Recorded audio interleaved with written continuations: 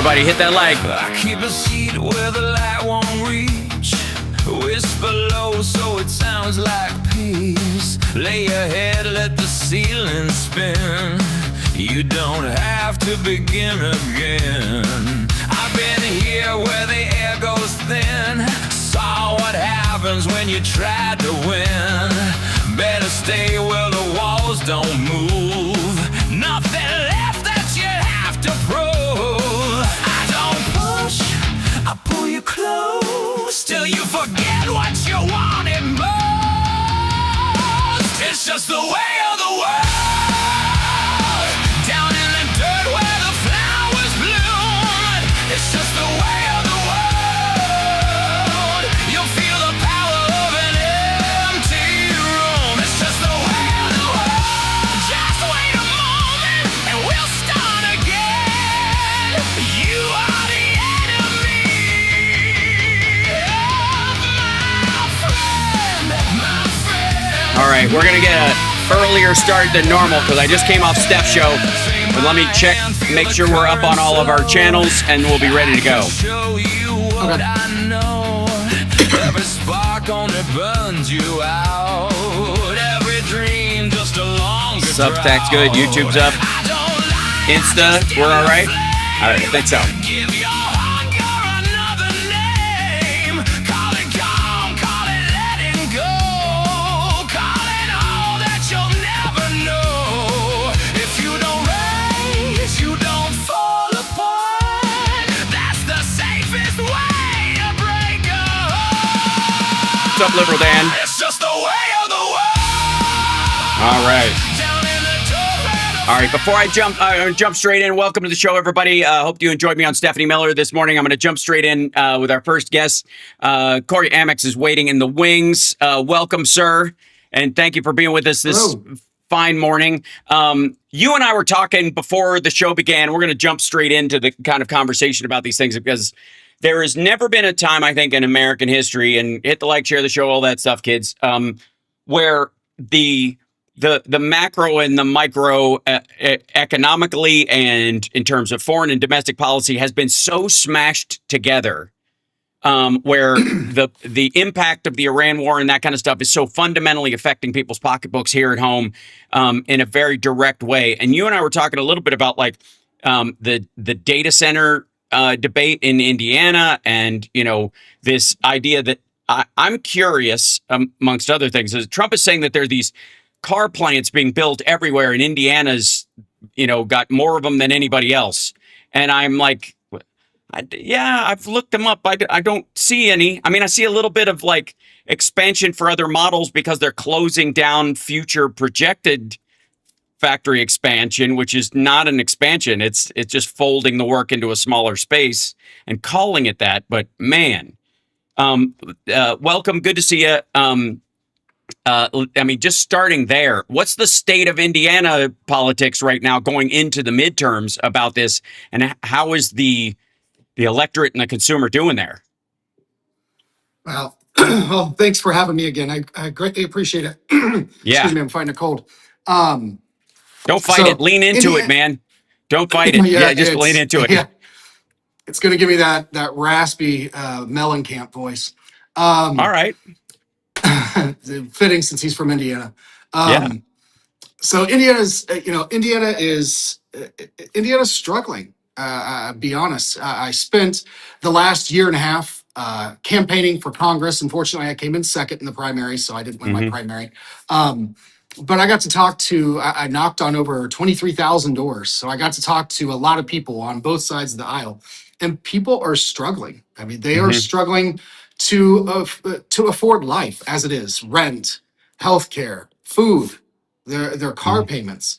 And Trump saying that there's more jobs in Indiana. Is where that's right. That would be my question. Where? Yeah, it's absurd. Like it gets to a point. Look, I get bravado, and I get kind of the rah-rah mentality that has sustained him for quite some time. Obviously, he's been able to BS cheerleader himself through a bunch of these things. But at some point, you run out of runway on that nonsense, and even your supporters start to recognize this has been BS the whole time. And I think Agreed. that explains his numbers right now. 67% unfavorable rating right now. Like that far underwater. That is the absolute bare bottom of MAGA holding on. Maybe not even about him and what he's doing and their belief in him, but their own ego at a certain point where they're like, if I admit I was this wrong, it reflects on me. So I just got to hang in there and hope this is a self-correcting mechanism, I guess. Yeah, I would agree. I'd say that a lot of people that I talk to, especially that were on the right, they feel the same way. They're tired of the BS. They Mm-hmm. want a government that's going to work for them. So, if what was your primary thing that you were pushing, in your primary fight, and that you would have focused on had you made it into the general and into office? And what were people's responses to those particular talking points? Was your main opponent running on a similar kind of idea? I mean, is there a So groundswell around certain things? I'm curious. sure. Cindy Worth is the opponent that beat me. Dr. Cindy Worth, fantastic lady. She's Mm-hmm. ran in the past and unfortunately wasn't able to beat the incumbent. But this is her third time at it, and hopefully we're hoping in this fall that she'll be able to do that. Our platforms were similar. My main focus was raising wages and healthcare. For Mm-hmm. me, I still want to see the minimum wage go to $25 an hour. It made me feel really good when I saw some in Congress. They just put through a bill that they're discussing on raising the wages to Mm-hmm. $25 an hour, and it's a phased-in approach. I think we need to protect small businesses because if we don't, that's going to break them. Even if you phase it in, we need to give them some wage offset credits and payroll tax credits to protect them and take Mm-hmm. those credits away from the large corporations like Walmart and Amazon that are Mm-hmm. frankly not paying a livable wage. They're paying Mm-hmm. welfare wages and not even giving people full-time hours. Well, never mind the fact that Donald Trump is going to give a waiver to people who are using undocumented immigrants for work. Right. So they're going to be on the Trust Me Bro system, and those people will still get paid illegally under the table. It's just that they're not going to raid the place. We don't want to interrupt the flow of that. So again, how does a business when that raise goes to $25 compete where the stark difference in undocumented wages that Trump is again tacitly allowing creates an incentive to do as much of this as possible. And he's extended it to both hospitality, which is, hotels and casinos and his buddies in that industry. I guarantee he's this close to doing it for construction because that's the primary place where undocumented workers work now I bet it'll be done by July 1st. I agree. I bet you my salary that's put into place by July 1st. Yeah, and if it hasn't already been done under the table in one of the EOs that he doesn't wag around and show off. So the issue that he has is gravity more than anything else. That there is a reality going on out there that he has figured he can bluff his way through. And you can't bluff his own health has been a big question lately, like the bruises on both of his hands, the scabbiness of the other hand, his obviously forgetting words. He's got, some form of prefrontal cortex damage, either through his drug use or dementia or both. He was never a healthy guy, never exercised in any real sense. He's huffing and puffing after 5 stairs. He's an old man on top of the fact that he's never been particularly good at taking care of himself. He's confronting the gravity of healthcare and the necessity. He just has Walter Reed to take care of that for him. Right. And so he's benefiting from government healthcare and the best healthcare that can be brought to him.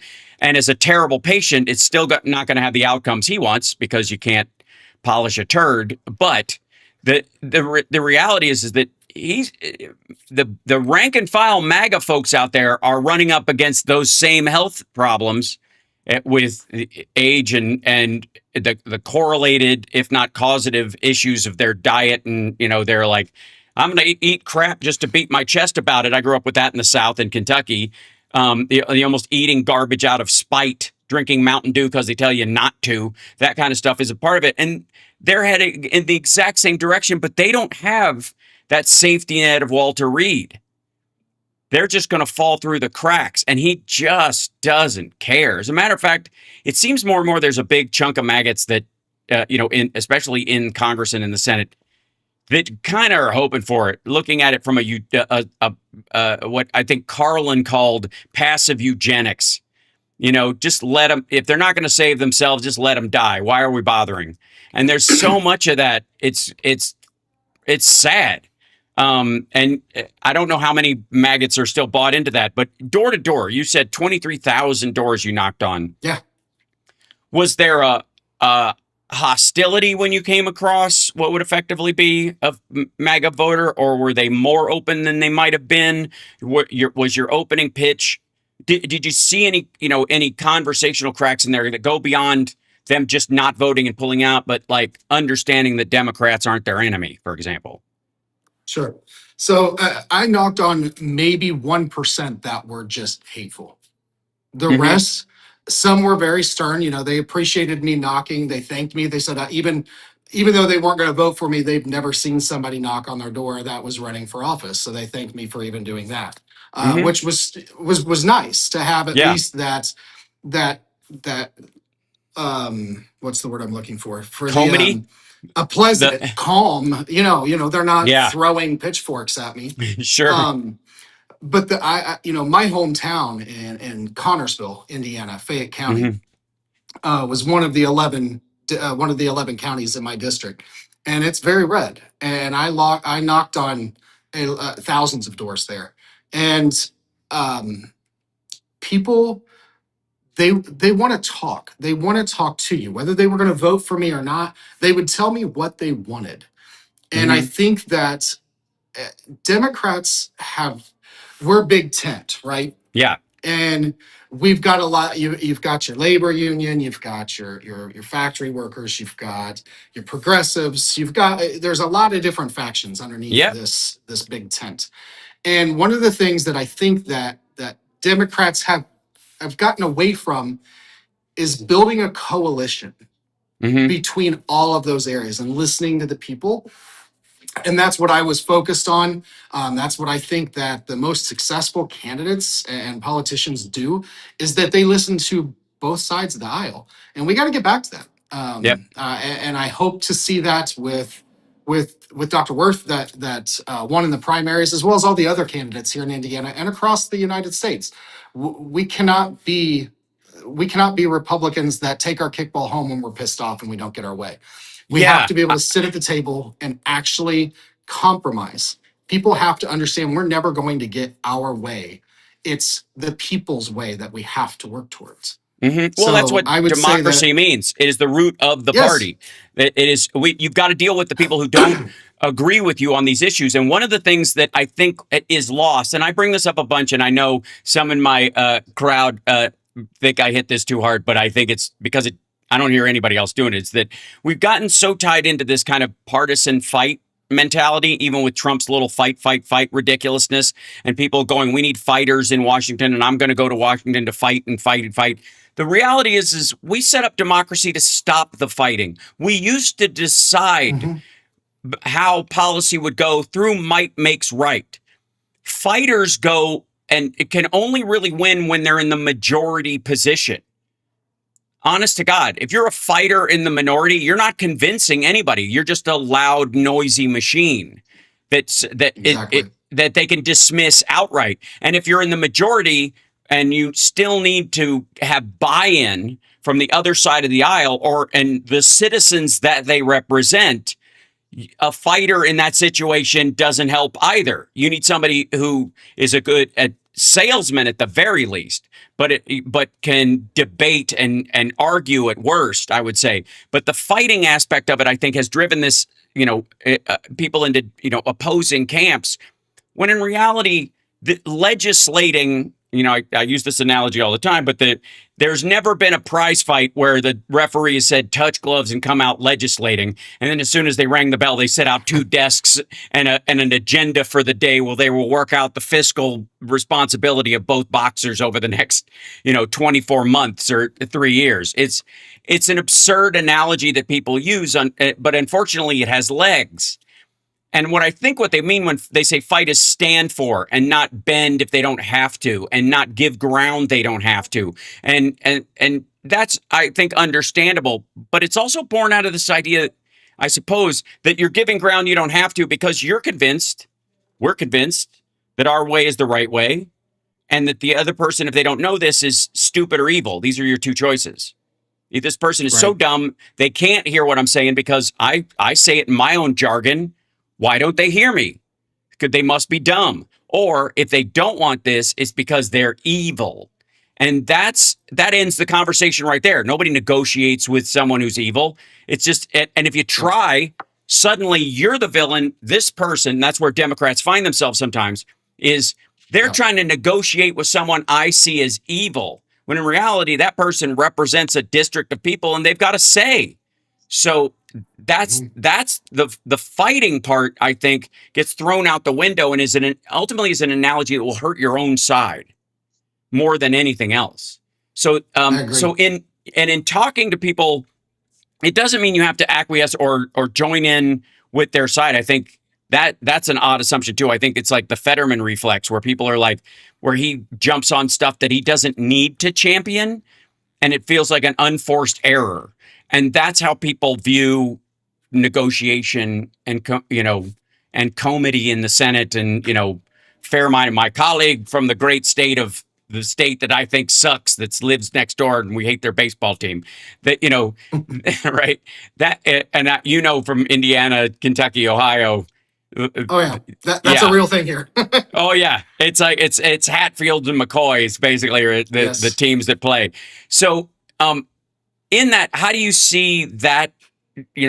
Us bringing, I don't know. Maybe this is my own burden to deal with, but in trying to infuse that into the conversation as we convince people, like the red voters that in the district you're talking about, that we're not their enemy and that they need health care and mortgage help and debt help, and they need clean water and clean air just like everybody else, and that electric cars aren't the enemy, that windmills and immigrants aren't enough of a reason to shoot yourself in the foot, right? Right.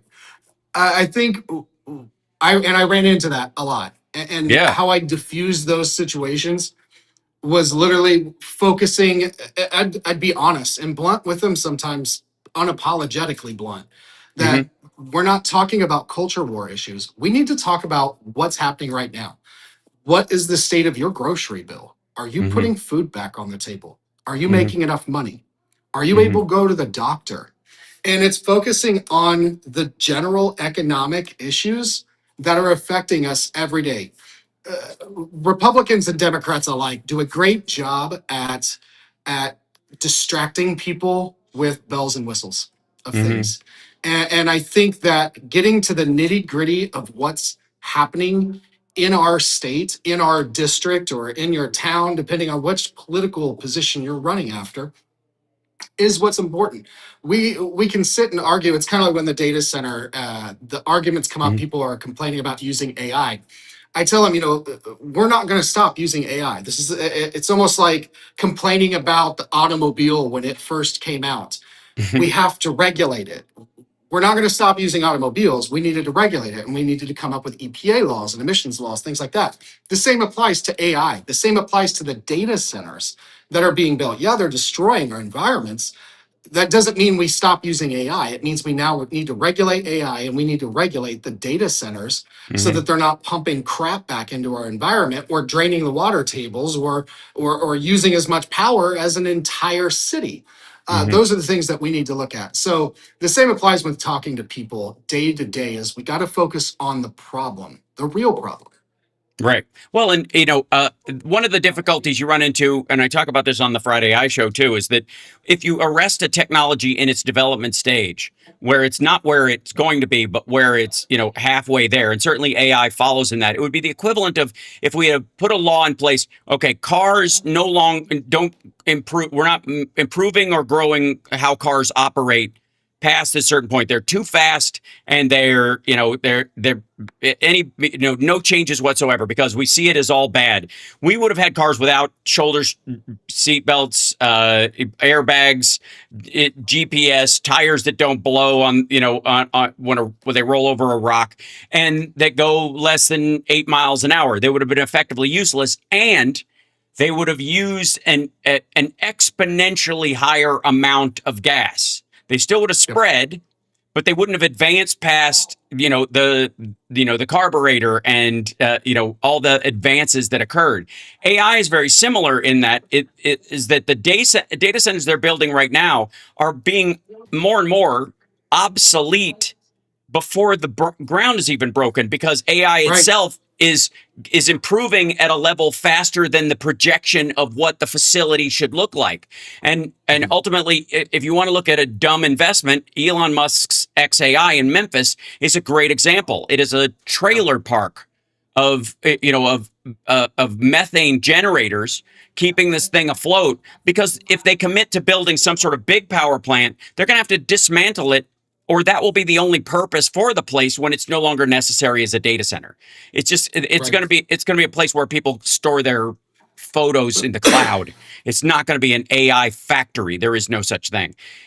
In Indiana, like manufacturing and farming, I think, are the two things that most people think of. They think more of Indiana as a Yeah. farming state, but there's a huge wind industry there as well, right? Yeah. There's Up in yeah, the northern Indiana. right. And that translates to the rest of the state as part of its renewables approach, and it benefits everybody in the grid in Indiana, anyways, and to some degree, I guess, the surrounding states, depending on where the lines go. Um, what what's taken the biggest hit in terms of industry and farming in the state over the last little bit? I think farmers are really taking the hit right now, especially when you've got a lot of the with the Strait of Hormuz. I never can pronounce that one correctly. You did just fine. If I remember, it was a lot of the I think it's pesticides. 3/4 of the pesticides come from there. Don't Right. quote me on that one. I don't have my notes in front of me. Gotcha. But I mean, just in general, the farmers are their kids are not going into farming. They're leaving Indiana, so now they're losing their farms. Hmm. There's no, they retire and they don't go off to continue. 100-year-old farm is now defunct when they retire, Hmm. or it gets sold off to a corporation, which tends to be the bigger problem. Corporations can make the deals that small and mid-sized farmers can't. Yeah, they're cash Um, buyers. you It's the know, same thing they're doing with it, housing. Right. Yep, and that's I was just about to say it's the same issue with housing is, and a lot of farmland is being bought up for houses to be built. Hmm. I Right. mean, or plowing through it. I mean, you've got data centers that are being proposed in my own Hancock County, that's butts right up next to a city, and it's taking Right. 650 acres. I mean, it's insane how much land is being taken up for these things. But I Right. would say that farming is the one that's taking the biggest hit. Gotcha. Right. And you were a delegate for Indiana, right? For I the am a state yeah, delegate. yeah, you're a Yeah, state delegate, right? So I guess the other big question that a lot of people have is voter access, and that like yeah, every the House is passing a new version of the Save Act, which will die in the Senate because it's absurd, and you can't pass it through reconciliation because it adds money to the debt. So they're not going to be, because it's a new regulation. I've said for a long time, you could salvage this bill pretty easily if you just guaranteed everybody an ID. That if that there's a federal ID that everybody gets, that can't be taken away, that you can use for everything that you need, and especially voting, to guarantee your right, and it doesn't, as an American citizen, cost you a dime. And anybody who is elderly or is homebound or any of that stuff who needs one, there would be satellite government employees who would come out, check your documents, help you get things in order so you could get your proper ID, a real ID, for everyone. And it's not state related, so they can't take it away for traffic tickets and like they do in the South to try and lower the black vote, which they did for years. right? They would, you need your ID to vote. So what we'll do is we'll just pull you over 6 weeks before the election and give you a court date 8 weeks later. So you don't get your ID back until 2 weeks after the election. You can't vote. 2 weeks after. That right. That was one of the biggest. Yep. There's one of the biggest things that they used to do all the time, and you do it with poor people too. And like in the Midwest, there was initially a big approach. That's why the no need for it. You can just go based on your electric bill, something that proves you live at your house. The reason was is that you can't be pulled over and have that taken from you. So, access to voting is clearly the only way that, limiting it. It's the only way Republicans think they could salvage their situation right now. And do you see that reflected in, do Democrats in your area have their proper ID in case this stuff goes through, or is there a movement to make sure that everybody's got their necessary docs so they can go if this does pass? I think educating people on the topic has been the biggest fight for Democrats, and so they understand what this SAVE Act is, what they have. I think I when I was talking with voters, I just explained to them, hey, Indiana, we have to present our driver's license when we go to vote. So it's kind of that's already happening in Indiana. Like it's now it's going to make it a lot more difficult for women if the SAVE Act was to be passed. Right. Changing their last names, those types of things. Yes, there is talk, and that's what I mean. We were very honest with people. Hey, look, you're going to have like your marriage license. You're going to have your birth certificate. You're going to have all these things to try to vote if that does get passed. So I think keeping people educated on that was the forefront of what was happening here. Right. And I guess at this point, what's the message? Don't get divorced in an election year. Make sure you got enough time to right. So stupid. Don't change unfortunately. Your name. Yeah, don't change your name in election year unless you've already got that stuff. I don't know how long it takes for a full name change in Indiana, but I bet you anything, if the Republicans have their way, they'd love to slow roll it.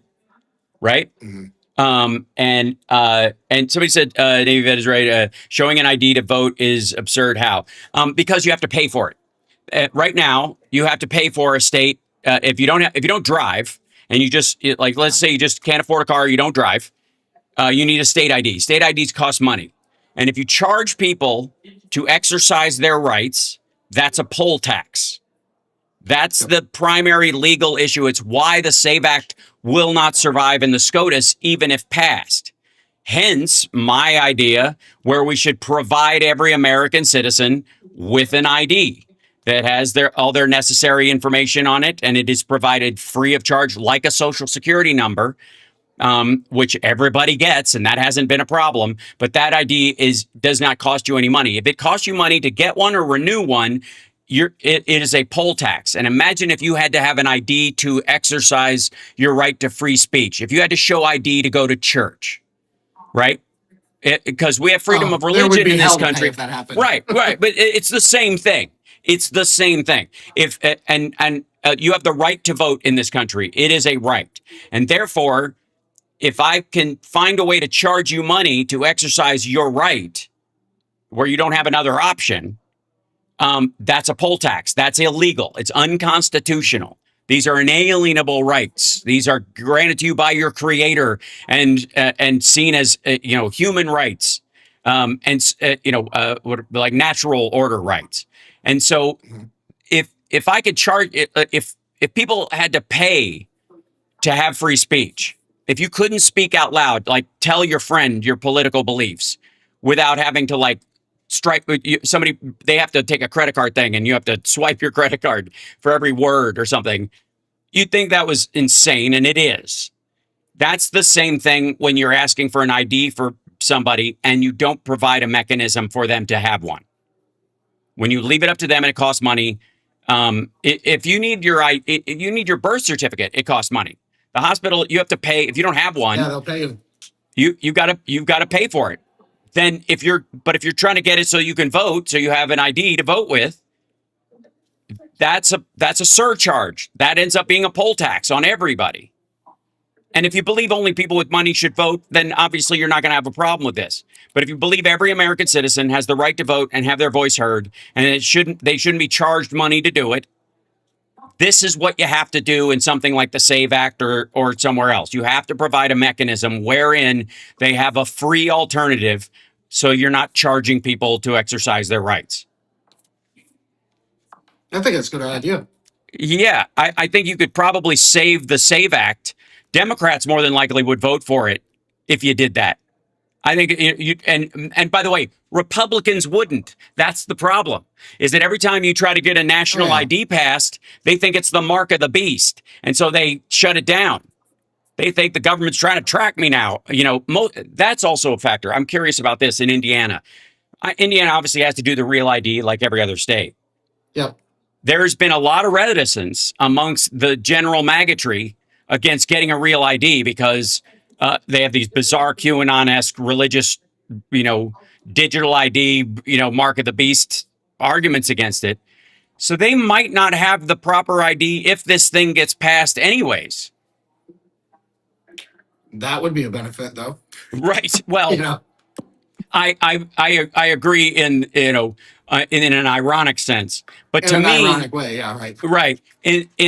But to me, the minute people stop involving themselves in the electoral process, they stop voting, that's when it becomes dangerous. Once they pull themselves out of that system, they look for another way to get their needs met. And it usually ends up with somebody else getting killed, not them, right? Where they'll storm up some steps and beat a cop while yelling back the blue, or they'll park a truck in front of the, Oklahoma City building. Right. That's where it goes when people don't feel like they can say what they, and that's why I'm like, vote. I want everybody to vote. Even if I disagree with you, I want you to have your say. And if you lose gracefully. But I also think that on our side, if we don't win because people didn't show up. That's a problem in Indiana. Indiana is one of the lowest voter turnout states in the country. Mm-hmm. I think it is, if it's not the lowest, it's like second or third to lowest. Mm-hmm. It's sad for primaries, at least. It's sad to see that people aren't showing up to exercise their right to vote. And it's not because they can't. It's not because they're afraid to. A lot of people that I've talked to over the last year and a half while I was campaigning, they felt like that their voice didn't matter. And I can't tell you how many times I sat and I spent a half an hour. They're like, well, why the hell does it matter? Because these rich people are going to get what they want anyways. Well, yeah, because you're ceding the ground to them. Right. Well, right. Of course they are. You're voting for that by not voting. Voting. Yes. Exactly. You're ceding the ground. You're like, let them have it, is what you're saying. Not, I'm not heard. I'm not listened to. It's, fuck it, let them take whatever they want. That's the root of that kind of thing. I would argue that there are a ton of blue voters, especially in red states and districts, that if they had any idea how many other blue voters there were, they would stand up and vote. And there, about every third house, you got somebody going, well, I'm a Democrat, but this is a blue district, so why bother? It's not going to count. The other thing that was shocked me, and I didn't know that this was a thing until I ran for office, was that you'll have Democrats pull a Republican ballot in the primary. And they'll vote on the Republican side because they want to vote for the person that they think could beat. Let's take the incumbent congressman for the 6th district of Indiana. When I ran in is Jefferson Shreve, the richest man in Congress, right? The guy that trades more stocks than Nancy Pelosi. True story. The Sarah Brown, who was a Republican running against him, a lot of people were going to their excuse was, well, we're going to pull a Republican ballot to vote for Sarah Brown because we know she could beat Shreve, but then won't win in the general and will lose to whoever the Democrat is that wins that ticket. And I didn't know that was a thing. I never thought about that. Oh, yeah. There's a big part of that in the maggotry. Told me that. What maggots ended up doing this with trying to do that to a more extreme Republican, that they wanted to get a more extreme Republican in this district, and they couldn't because if that person was extreme and they were running against a normal Democrat, they would lose. So they would go over and they would vote for the extremist Democrat in the primary to either raise them up to damage the person their candidate would be running against, or swap them out for, an AOC works great in a New York district, but not in a Texas Not in district. Indiana. Right, not in Indiana, exactly. And so they knew this. So if that person becomes the ascended Democrat, whoever the Republican is going to be, they'll just have to go, well, I'm America first, and they'll win based on that. And so they would beat the what quote unquote normal Republican in the primary with an extreme candidate that under normal circumstances would have no shot of winning a general by manipulating the other side's general election in that regard. Right. Yeah. So the question, I guess, is how do we convince people? Because I've had this other issue. Okay, there we go. Andrew's in the background. He'll be with us in just a few minutes. But Awesome. I over the Democrats, I've had this issue with, the lesser of two evils argument that's happened for a long time that's gotten us into the position that we are in, which is, because I think there's a huge drop off in evil between Donald Trump and Joe Biden and Harris that so is to be absurd. There is no way Harris was going to topple Venezuela and Iran in her first year in office and attempt any of this nonsense. Wasn't going to create tariff chaos just to feather her own nest. It's so stupid that she wouldn't even meet with Netanyahu in private. She's like, if we're going to meet in public so you can see what's being said and to me and people can see what I'm saying to you. Right. Meanwhile, Donald Trump was meeting in private with him at Mar-a-Lago. Where did the protesters show up? They showed up at the DNC. They weren't outside Mar-a-Lago. That was our issue. That's our problem. And on top of that, there is this belief that if you're in a red district, I must be alone here. Because I'd vote for a normal Democrat if there was one, but I don't know who's running and blah, blah, because my vote's never counted before. So you just acquiesce that ground to them. And then it's always true, but they're three houses down, there's another person that believes the same thing. And three houses down from them, there's another person who believes the same thing. And if you all came out, you'd change the nature, if not the actual seat, if you didn't flip it from red to blue, you would at least make the Republican Party and the Republican candidate in that area recognize that they don't have an easy swing in this district, that they can't just go through everything, go, oh, I got this thing. I won this 80-20 because nobody showed up. If they win 55-45, they're not going to be of fiery red, brand, a firebrand red district. What's the ruby red district idea? Right, they can't afford to because they'll lose next time because the electorate doesn't lean that way. They're going to have to be a big tent Republican, right, in that situation, right? So how do how do we let Democrats know this and exercise that power? Besides me just telling them well, if you're not going to vote, you might as well just go to Arlington and pee on every grave there because that's what these people died for, and you're just throwing that out the window. It's gross. I think continuing to have the conversation, Hal. I think just having this conversation and repeating it over and over again is helping. We grew up, you and I are close to the exact same age. Mm-hmm. And we grew up in an era where you don't talk about politics or religion at the table, right? Or at work. Yeah. And we've got to get out of those habits where you do talk about it. And we got to be able to have a civil, intellectual conversation, not two people bitching and screaming at each other, right? Or performative outrage on social media. I think social media, that would be. You asked me earlier, what's one thing that set me apart from my opponents? It is that I had drafted some legislation that targeted social media, targeted attacking bot farms and propaganda networks or manipulation as service providers. I think that Democrats need to understand, and just people, I'm not even going to say Democrats, I'm going to say people, that what you see online is oftentimes manipulated. It is 1,000 times manipulated, where it's one person operating 1,000 different accounts to amplify one message. And we got to be able to fight that too. Yeah, clearly, AI slop has created a situation where I think people are totally distrustful of what they're seeing. So, there is an upside to the gullibility factor that we initially had to deal with on that all you had to do was push around a tweet that said Obama wasn't born in the United States, and it took fire and went everywhere because everybody Right. it was credulous about the whole thing. Whereas now nobody believes anything that they see unless they want to already.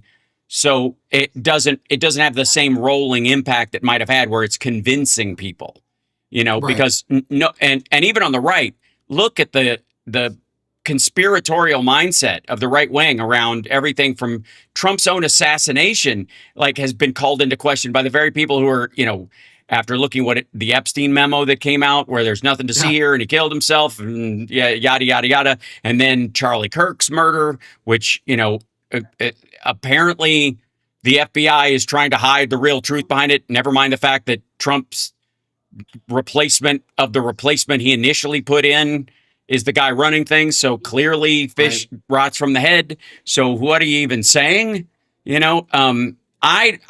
I think these guys are backing themselves into a corner. The question becomes like, what big issues, and I think we've talked a little bit about it, would you recommend that Democrats seize on going into the midterms to try and turn this around so that these newly formed districts that aren't ruby red anymore, but are with this redistricting push are a little more even, and whoever they were going to run as a full blown maggot is not going to be able to win in that same district, in the same area, right? I think that focusing on the pains of the people, the economic issues, not the culture war issues, not the, Right. we need to focus on I would say the primary things would be the wages, the creating a livable wage, healthcare. There's your two priorities, and then housing. Those three things are the three things that I've heard from every household that I spoke to, regardless of Right. what side of the aisle they were. Sure. Those are things we need to focus on. Right. Agreed. So besides, again, a tiered system of minimum wage, and I don't know what the minimum wage in Indiana is off the top of my head. It's federal But minimum wage is still 7.25. That's right. federal But minimum wage since yeah, 2009. right. But a lot of states have switched out. And then there's been this chase between some states to make sure that they don't lose employees. Missouri ran this thing, like Kansas raised theirs, and Missouri got all mad because people were, you could just drive across the border, Kansas City, Missouri to Kansas City, Kansas, and get a better job. And it's a commute, it's Right. 18 feet to a better job, and it helped the state a lot. And so they ended up raising their own in Missouri, I believe, to try to chase that. And that's one of the ways these end up happening.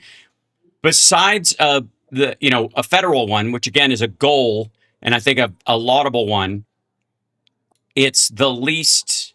I mean, you're going to need probably 60 votes in the House and in the Senate, at least percentage wise, to get that passed nationally, at least, Right. even a tiered version.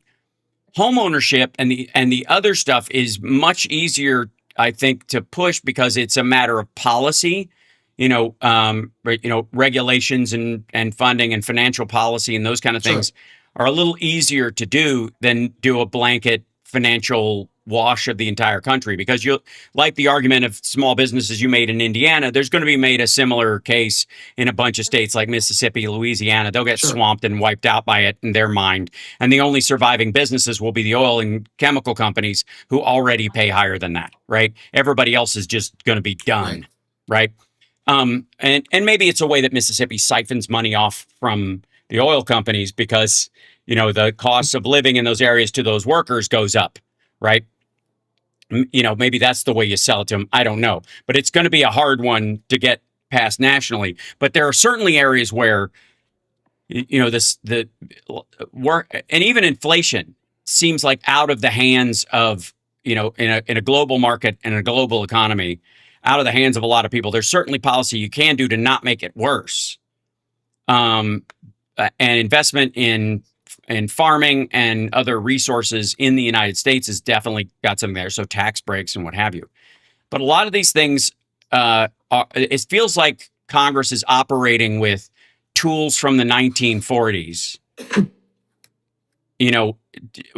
in a world of credit default swaps and stuff like that that are affecting. There's no reason why a hedge fund collapse on Wall Street should materially affect the mortgage rates of a regular person in Indiana, but they absolutely will. They do. Yep. I agree. And I like where, the Consumer Financial Protection Bureau was a great start from Elizabeth Warren. It is, obviously Trump and his buddies are trying to underfund it for a reason, but we're going to need something along those lines where, there's a roundup effect. Like you can use this weed killer, but it ends up giving everybody cancer. There's a similar thing with like hedge funds. Like if you're going to leverage this much money, you're going to take $39 billion, leverage it to $1.4 trillion in trades, which translates to $6.5 trillion in leverage trades per day. Where if that 38 billion goes away, which is nothing in a $26 trillion economy, but it can have an impact on everybody, whether you're not a part of that hedge fund. It's like if there was a casino in town. Nobody worked there. Nobody in the neighborhood worked there. All the workers from out of state.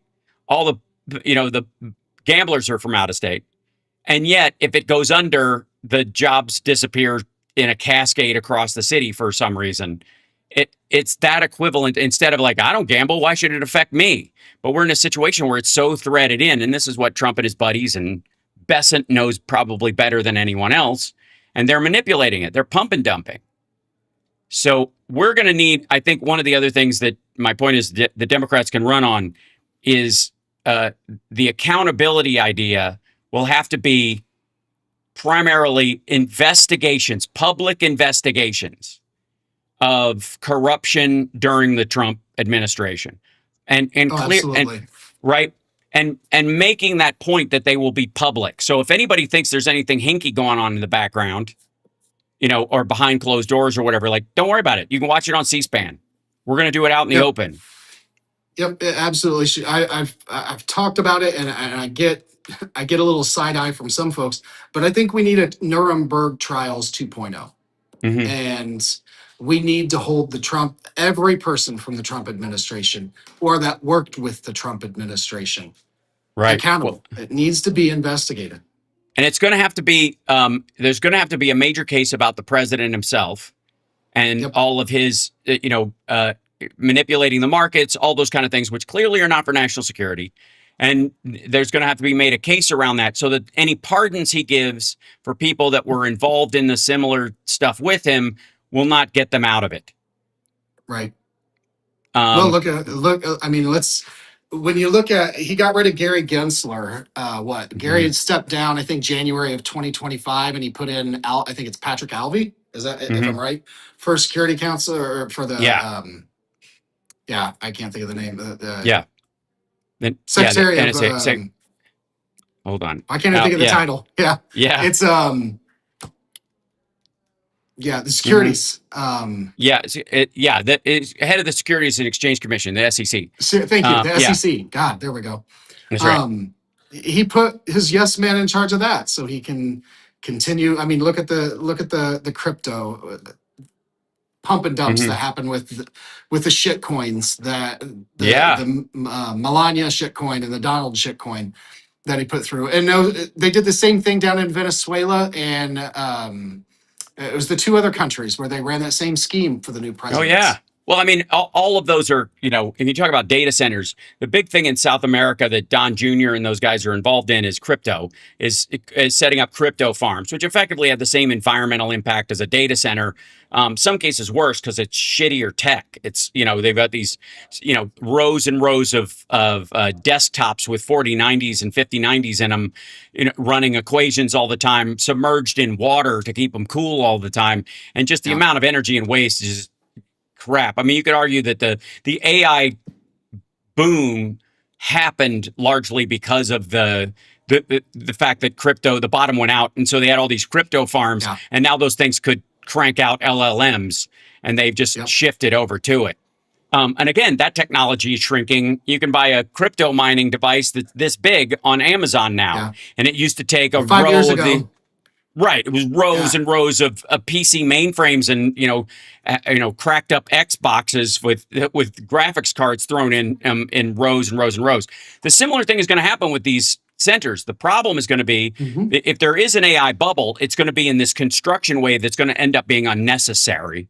yeah, And they don't bring jobs to an area anyways. This is what is there going to be? One guy with a flashlight walking around to make sure there's nobody in there, trying to blow the place up, I guess in yeah. theory.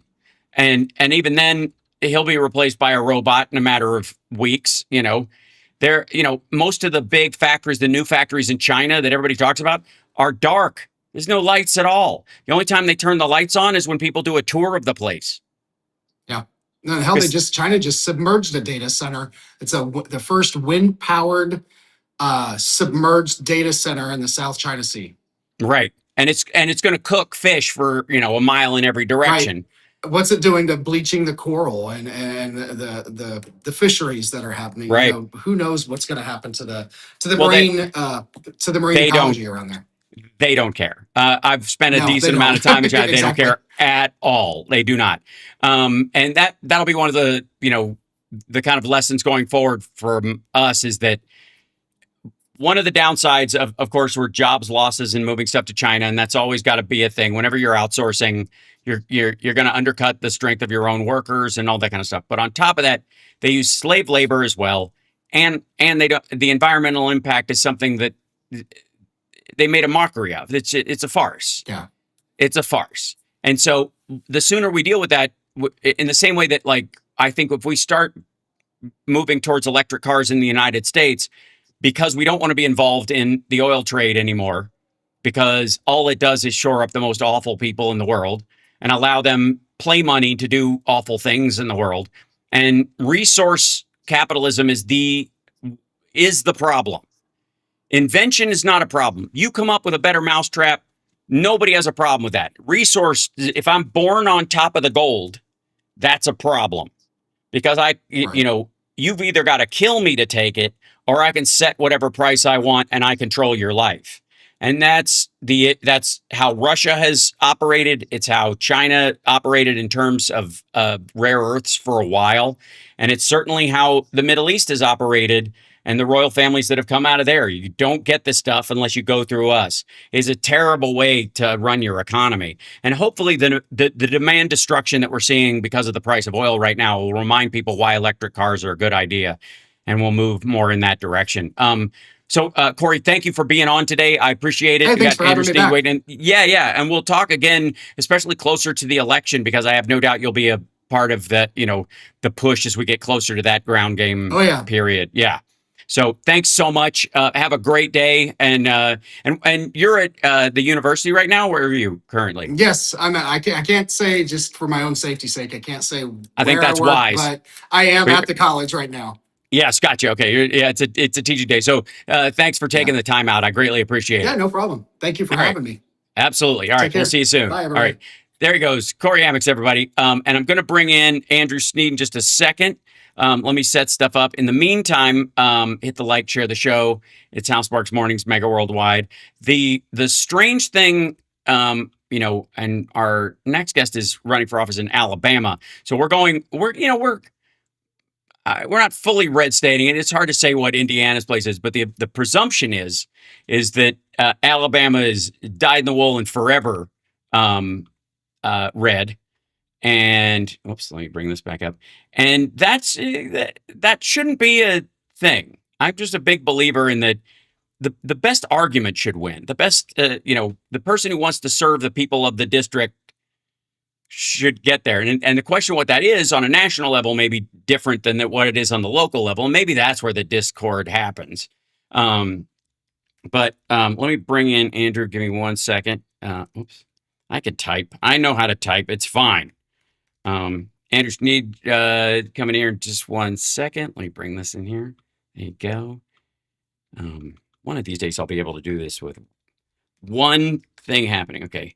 And Andrew, I just want to make sure I'm spelling your name right when we come in. So apologies if I messed it up. But here he comes, ladies and gentlemen, Andrew Sneed, who is there we go. Excellent. Running for Congress in the 5th Congressional District in Alabama. There it is. Yep. There, excellent. Okay, so nailed it. Cool. So we were obviously talking with Kory. You know, he was running in the Democratic primary there. Came in second in this. It's it's obviously an ice skate uphill for any Democrat in this area. I'm sure there's a feeling around that in Alabama. Um, Currently, give us your take on, especially with the redistricting stuff that's going on in Alabama. What's the feeling amongst the voters that you're running into, and what's your campaign focused on right out of the gate? And then we'll get to the deeper questions about it. Well, I got to start by saying that I've been suckered in here. Kory said Mhm. that he had a great time with you, that it was super fun, an hour would fly by. You're a comic, and then It's and true. I used to be a comic, and the last Ah, half hour right. has left me wanting to jump out of my window listening to y'all. Right on. What's going on? This How do you mean? 2026 has to be a hope election. I agree. But I like, you mean as opposed to just running against? Is that what you're talking about? That that too. I first, thanks for having me on. Thank you so Yeah, much. sure, no problem. And I love the state that I'm from. I was born and raised here. We affectionately in North Alabama, we say there's Alabama and then there's North Alabama. So Yeah. we we have the most engineers per capita in the entire country. We have among the Hmm. most PhDs in the entire country. So if it flies or explodes, it pretty much comes through here. Yeah, Huntsville. We never, Rocket yeah, City. Been there a bunch of times. Love it. we never elected a Republican here until 2012. It's the first Hmm. Republican ever elected in the fifth congressional district. So it's a recent, relatively recent era in judgment that we've been showing. Everything politically that's and economically that's been done here in North Alabama was done under the leadership of moderates. Like Richard Shelby was a Democrat before he was a Hmm. Republican. Bud Kramer was one of the founders of the Blue Dog Caucus. So it's in our DNA to be Hmm. moderate here. That is what is reflective of the district.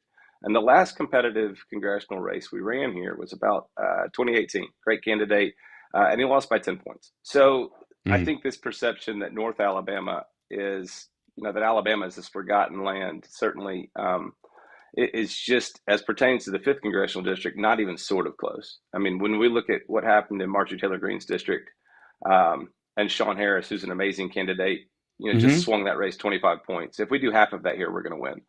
Right. So, it is, and this is a much more moderate district than that district. So, Hmm. all that to say, what were we talking about? No, I'm kidding. Yeah.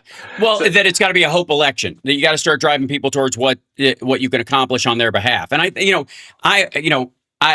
maybe it was the last half hour and you didn't hear the first half hour contextually. And what we were talking about was that I think the DNCA has one job: red district purple, purple district blue, and that purple part is a factor of this as well. And that has to do with the candidate that is right for the actual representation of the area, and that you cannot transplant what you would effectively think as a New York progressive into Alabama or some other place and get them elected. It just won't happen. And so by trying that, you effectively cede the ground to a more extreme version of the other side, because the reaction from the voter there is going to end up with this kind of 10% response in a lot of ways. That's at least that's what has happened materially. I, Agreed? I agree. I agree Yeah. with you. I think that our party, I say sometimes to folks, initial frustration until they hear me out, that Joe Hmm. Biden had as much to do with me running for Congress as Donald Trump. So not because they are in any way, shape, or form the same. They're not. Hmm. Joe Biden. Can you even imagine bipartisan infrastructure bills in this Right. in this world? So No. it's not that I don't have tremendous and endearing appreciation for Joe Biden, but he promised us to be a transitional president, and he wasn't. Hmm. Which they chose not to be. So that was a broken promise, in my opinion, and it reflected a broken politics. So, Hmm. we have to talk economy and affordability and healthcare and these things. That I'm a small business owner. I'm a plumber. I have an HVAC plumbing company here. I work under Hmm. houses. I haven't been on a job site since a couple of hours ago. Um, but We these need to get you on larger, Boston Brian's show as well. He's a plumber as well. That's his trade. awesome, So we'll get you on there awesome, with him. yeah, that would be great. these things are critical. But why should you believe a Democrat these days? This is something our party isn't addressing. So I think to come in on the tail end of what you said, our Mhm. party isn't focused on expanding the map. They might say they are, but we have a lot of purity tests, and then we Mhm. have a leadership that isn't supporting, despite maybe some of the pushback. I don't think they're supporting candidates, and I don't take this personally. I mean, it's all over Mhm. the country. I'm sure we'll talk about it, but we have this coalition of 108 congressional candidates across 38 states and a lot of districts like mine. So this is not just anecdotal. I mean, this is first person Mhm. conversations I've had. Um, so I think we do have to, like you and Kory, we're talking about, become a bigger tent party again. Mhm. Let the candidate who knows the most about their district shape their race. Maybe not hold them to these purity tests. And even within our own party, we need to probably try to find a little more patience, Mhm. um, and not wag our finger so much. I think the blame has really Sure. hurt us. Yeah. Um, and then the other thing, I think it's an elephant in the room that we just don't talk about. Everyone wants to talk about President Trump's approval ratings and how incredibly low they are. Oh, they're in the toilet. 60, it's horrible. That's true. You know what's worse? Congressional Democrats by 10 points. And you know what's worse Mhm. than that? Overall approval of Congress is at 10%. It's the second lowest in recorded history. So show me something, right? We Sure. need candidates. Show me what you're going to do to re-earn my trust. And I think Mhm. that there are all these amazing not I think, I know there are incredible candidates all over the country, but they've got this in districts like mine. I'm a proud lifelong Democrat. I'm a, you know, Mhm. FDR, Johnson, Kennedy, Yeah. Clinton balanced budget, Obama, yes, we can Democrat. But I think we have to look ourselves in the mirror. And what I believe we need to incorporate into our messaging, and when I talk about a hope election, this is where I'm going, and talk about what's deeply broken that we can fix within ourselves to re earn the trust of the American people. And I wish that party wide, nationwide, and Mhm. I wish that instead of just talking about the other party, we'd talk about the things that we can do for ourselves, because that's the way you earn people's trust. And that's the way that this campaign has earned people's trust in this district. That's great. I have been saying quite some time that if Democrats would learn to beat their chest, one of the things they could take out of Trump's book is if we'd have beaten our chests about the stuff we've accomplished, like the Infrastructure Act, like the Chips and Mm, Science Act, like healthcare, like the ACA, like all these things. If we beat our chest as loudly as Republicans did, we wouldn't be in this position. We wouldn't be in a defensive posture. And part of the reason was is and I've said for a long time that the TYT reactionary left that we have to deal with is just as toxic, if not more so, because of the illusion of actually caring about people as the toxic right is. And they took over their party, and look what kind of leader they got. That ultimately this is how you install dictators and not how you get a representative government. And so, in terms of our side, this idea that if we don't get everything, nobody gets anything is not only toxic and detrimental to your electoral hopes, and this idea that incrementalism in and of itself is somehow a betrayal when every ladder is incremental. Every gain that matters is incremental. Try losing some weight, gaining some muscle, raising a kid, starting a business. Everything is incremental, and it's usually paired with the more frustrating aspect of it, of the constant gardening of removing the weeds. While mm. you're doing this incremental progress, you're weeding out these parts of it, and it's not the same way a bar fight goes. I've been in those, and Yeah, me too. they play out very differently, and it's always bad for everyone involved, especially if That's you right. win. So it's hard for people to understand that when they're asking for fighters, and if somebody isn't loud the way their person is in whatever that district is, they're somehow betraying the party or something like that. We saw this is what happened with Marjorie Taylor Greene and Matt Gaetz and all this stuff. And then they turned on them. Their own purity test, which is the worship of Trump, did exactly what we're kind of warning against. And I couldn't agree with you more that, true democracy means convincing the other Mm. voters of your plan, not going, well, we won 51-49. That's a win. Shut up. You can run somebody next time, but between now and then, it's, what I say goes, like recognizing that half that district are people you deal with, and they got to live there too. And you've got to convince them that you're trying to help them, especially if you want to stay in there and keep at it and make that incremental progress grow, instead of having a ping pong ball for a politician, which is like, we're going right, we're going left, we're going right, we're going left, like over and over. It's like a tennis match half the time on midterms for that very reason. I dread a couple of things, Hal. I I dread most of all, of course, and I really can't emphasize it enough, and it does go without saying, if we don't retake the House.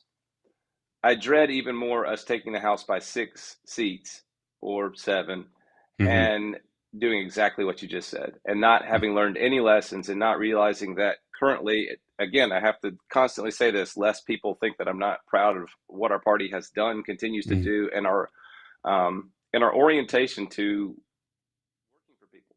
I mean, since FDR, our party is the party that solves problems. I mean, That's right. it's all empirically true. It doesn't. Never mind that you can't. The history is irrelevant at this point. People do not look at it. They're not going to look at it. This is something else our party has to reconcile. Is that we're post-truth. We are post-truth. We're not post-trust though. Mm-hmm. You're not going to listen to what truth is if I don't trust you. That's why. And on the flip side, it doesn't matter what the truth is if I do. We see this under the support of the president. Doesn't matter what's true. It's totally irrelevant.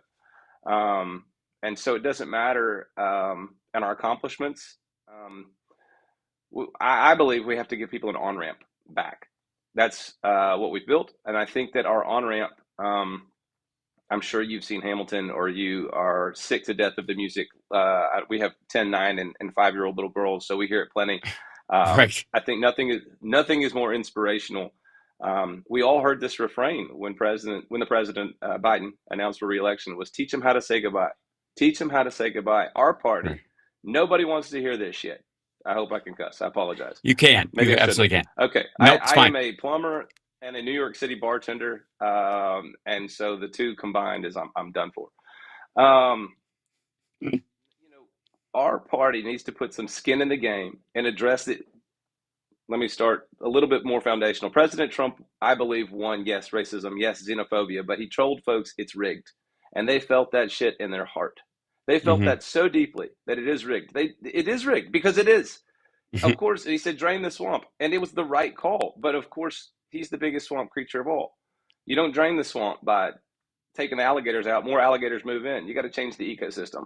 Our party has an opportunity, I believe. And this is what maybe I should watch my mouth, but I won't. I've said this to the chair of the DNC personally. I had a great visit with him in Selma when we were together more than a few weeks back in the spring. What would our party, we're being outraised by the RNC. They're, by a lot of metrics, they're winning. What would the American people invest in a party that was willing to put in term limits for Congress? What would the American people invest in a party that was unequivocally, unabashedly, unapologetically committed to getting rid of Citizens United? What if we folded these things into our platform of, yeah, we're going to address the healthcare and the affordability, but shit, we could have addressed healthcare 1,000 times over. Why hadn't it happened? The healthcare lobby. So, well, I think that also goes. No, it's right. I think there's a couple of points there that I think vary and often get slapped together.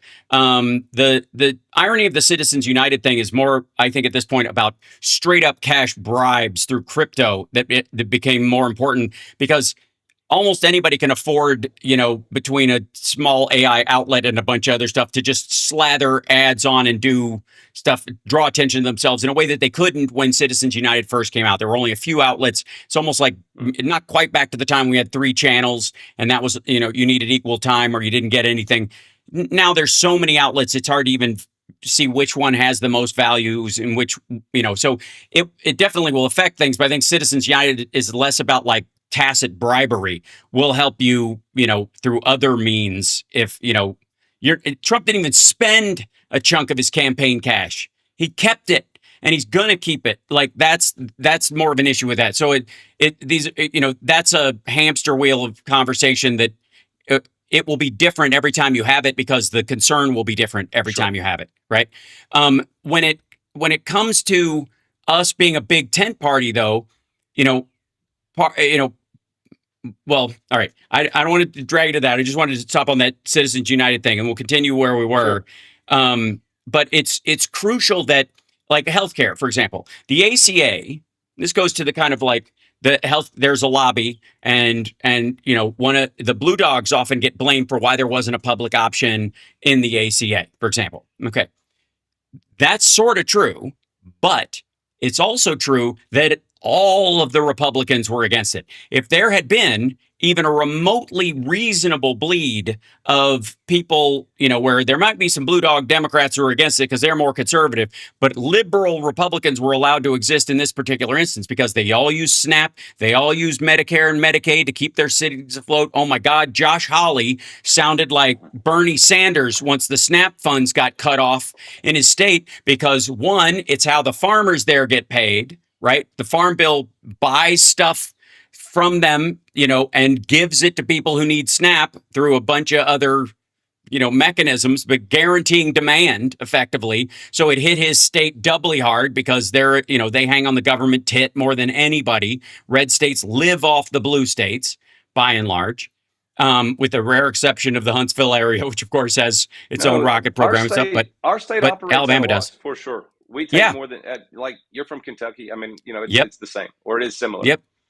Right. So the issue with the ACA, for example, is that Democrats didn't beat their chest about the ACA, partly because there wasn't it didn't help as many people as they wanted. It wasn't going as far, but it was an amazing incremental step. And the problem is, if you don't beat your chest about the incremental steps you've accomplished, people will think not only that you're not going to have the political will or power to go further than that ever, right, but also nobody gives a shit about the accomplishment that you made, so we can ditch that one too. And that's exactly what happened. The Trump administration thought the ACA was unpopular because we didn't beat our chest about it enough. That's right.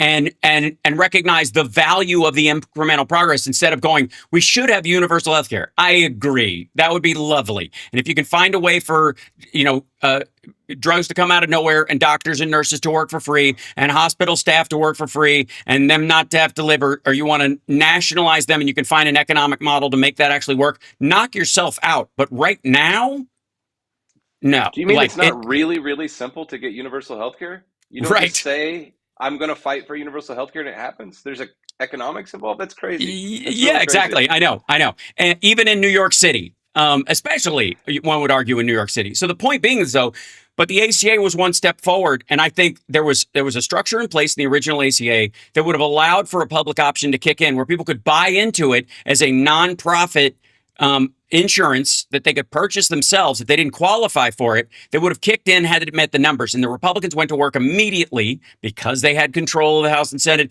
in committee, cutting the funding under it. And the budget that was going to come out of there, it was like, well, you can have this movement forward in the ACA, or you can have school lunches and non-toxic rivers and, remove the lead pipes. And they made us choose. And Democrats are always going to be, we're always going to lose the game of chicken because we give a shit about people's lives. We always are. The fighting is never going to win because you're going to have to be able to shoot the hostage. And Republicans will be willing to shoot the hostage every time. And we're not. So we've got to find another way of doing it. And incremental progress that everybody gets used to and appreciates, Social Security, Medicare, Medicaid. There's a reason why those are popular amongst even the general magotry, even if they bitch about it and they recognize it as a necessity, is because it happened through incremental growth. Other than that, I have no opinion. I agree. You should get a show where you talk about these things. Yeah, I'm thinking about it. All right, we'll see if I have time. Around. Yeah, you should have found a better guest. Wait.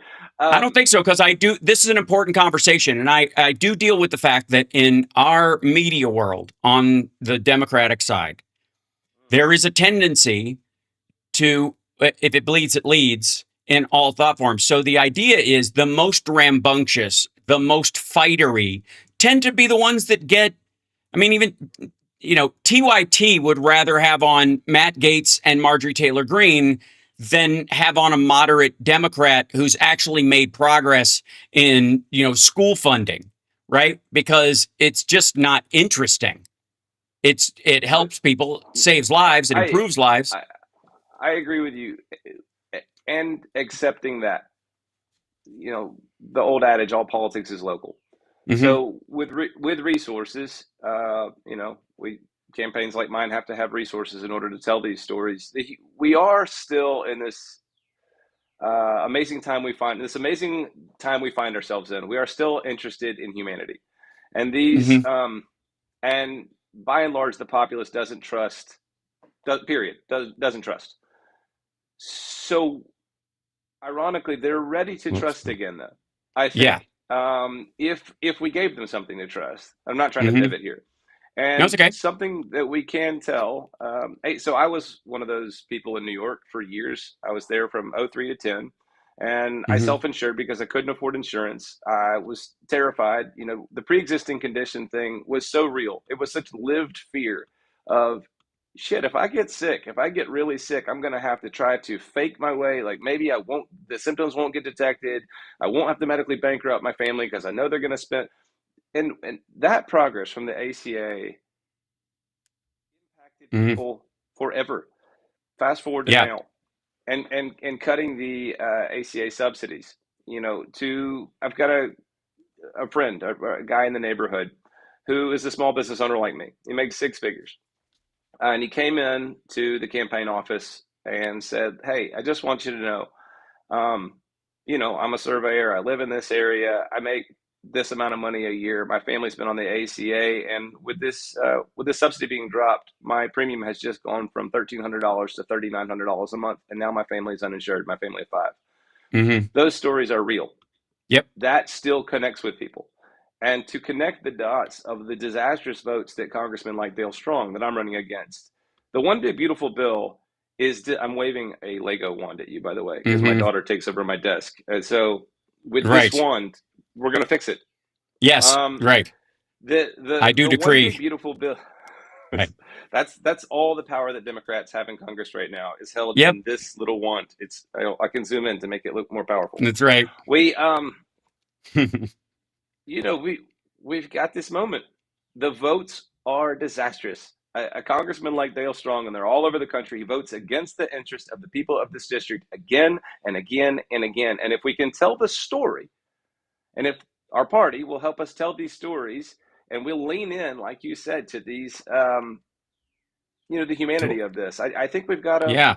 instead of finger wagging, right? Maybe instead of the we got to become the party of the working class again. I know it's said a lot, but something that, forgive me. I think a friend of mine that Baron Vaughn is. I think Mm-hmm. Baron. Mm-hmm. Baron and I were at BU together. We did stand up together, and we used to do bits on each other. You'd try to work in the joke to a conversation, and you'd be like, do the bit dance when you got busted. So Right. forgive me. I'm gonna do my stump speech dance, Yeah. because this is from the stump speech. But what I do say, and I mean, is that you can't be the party of the working class if you're not willing to meet the working class where they are, even if, now listen, Democrats, even if Mm-hmm. where they are isn't where you hope they're going to be. And Mm-hmm. that's incrementalism. That's where hopefully see these things that we're accomplishing and they realize that better I, th- is better. I think it's even more judgmental than that. I think you got to meet Mm-hmm. them where they are, even if it's not where you think they should already be. Yeah, Because that's I really agree. what the problem is. Like, how come you and I? I'm sure we hear this. You hear this enough. Being in Alabama, and especially in an area with as many rocket scientists as there are around compared to the rest of the state. But the reality is that I hear all the time how stupid Americans are and how the public education system fails them. They're all dumb and they don't know any better and they're easily led around. And then the minute somebody though, you're trying to win over one of those folks, and they go really quick from stupid and misinformed and poorly served by the education system to evil. Mm. You're right. Suddenly, the whole idea that they were misinformed goes out the window, and this person is a straight up Nazi. So why are you talking to them in that Yeah. regard? And look, I, I don't think either of us is giving any ground to the obvious, willful, Nick Fuentes of the world. But there's a huge difference, right? There's a huge difference between those folks and people who feel like they've been cheated by the system. They don't trust anybody. and they'll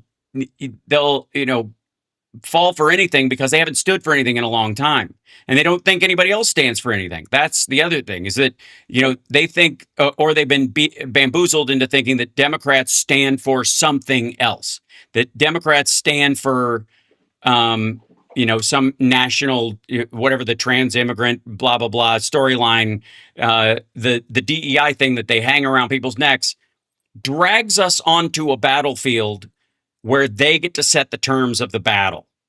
And I've always said it's very important that that trans people, we don't allow them to be turned into a tennis ball in this discussion.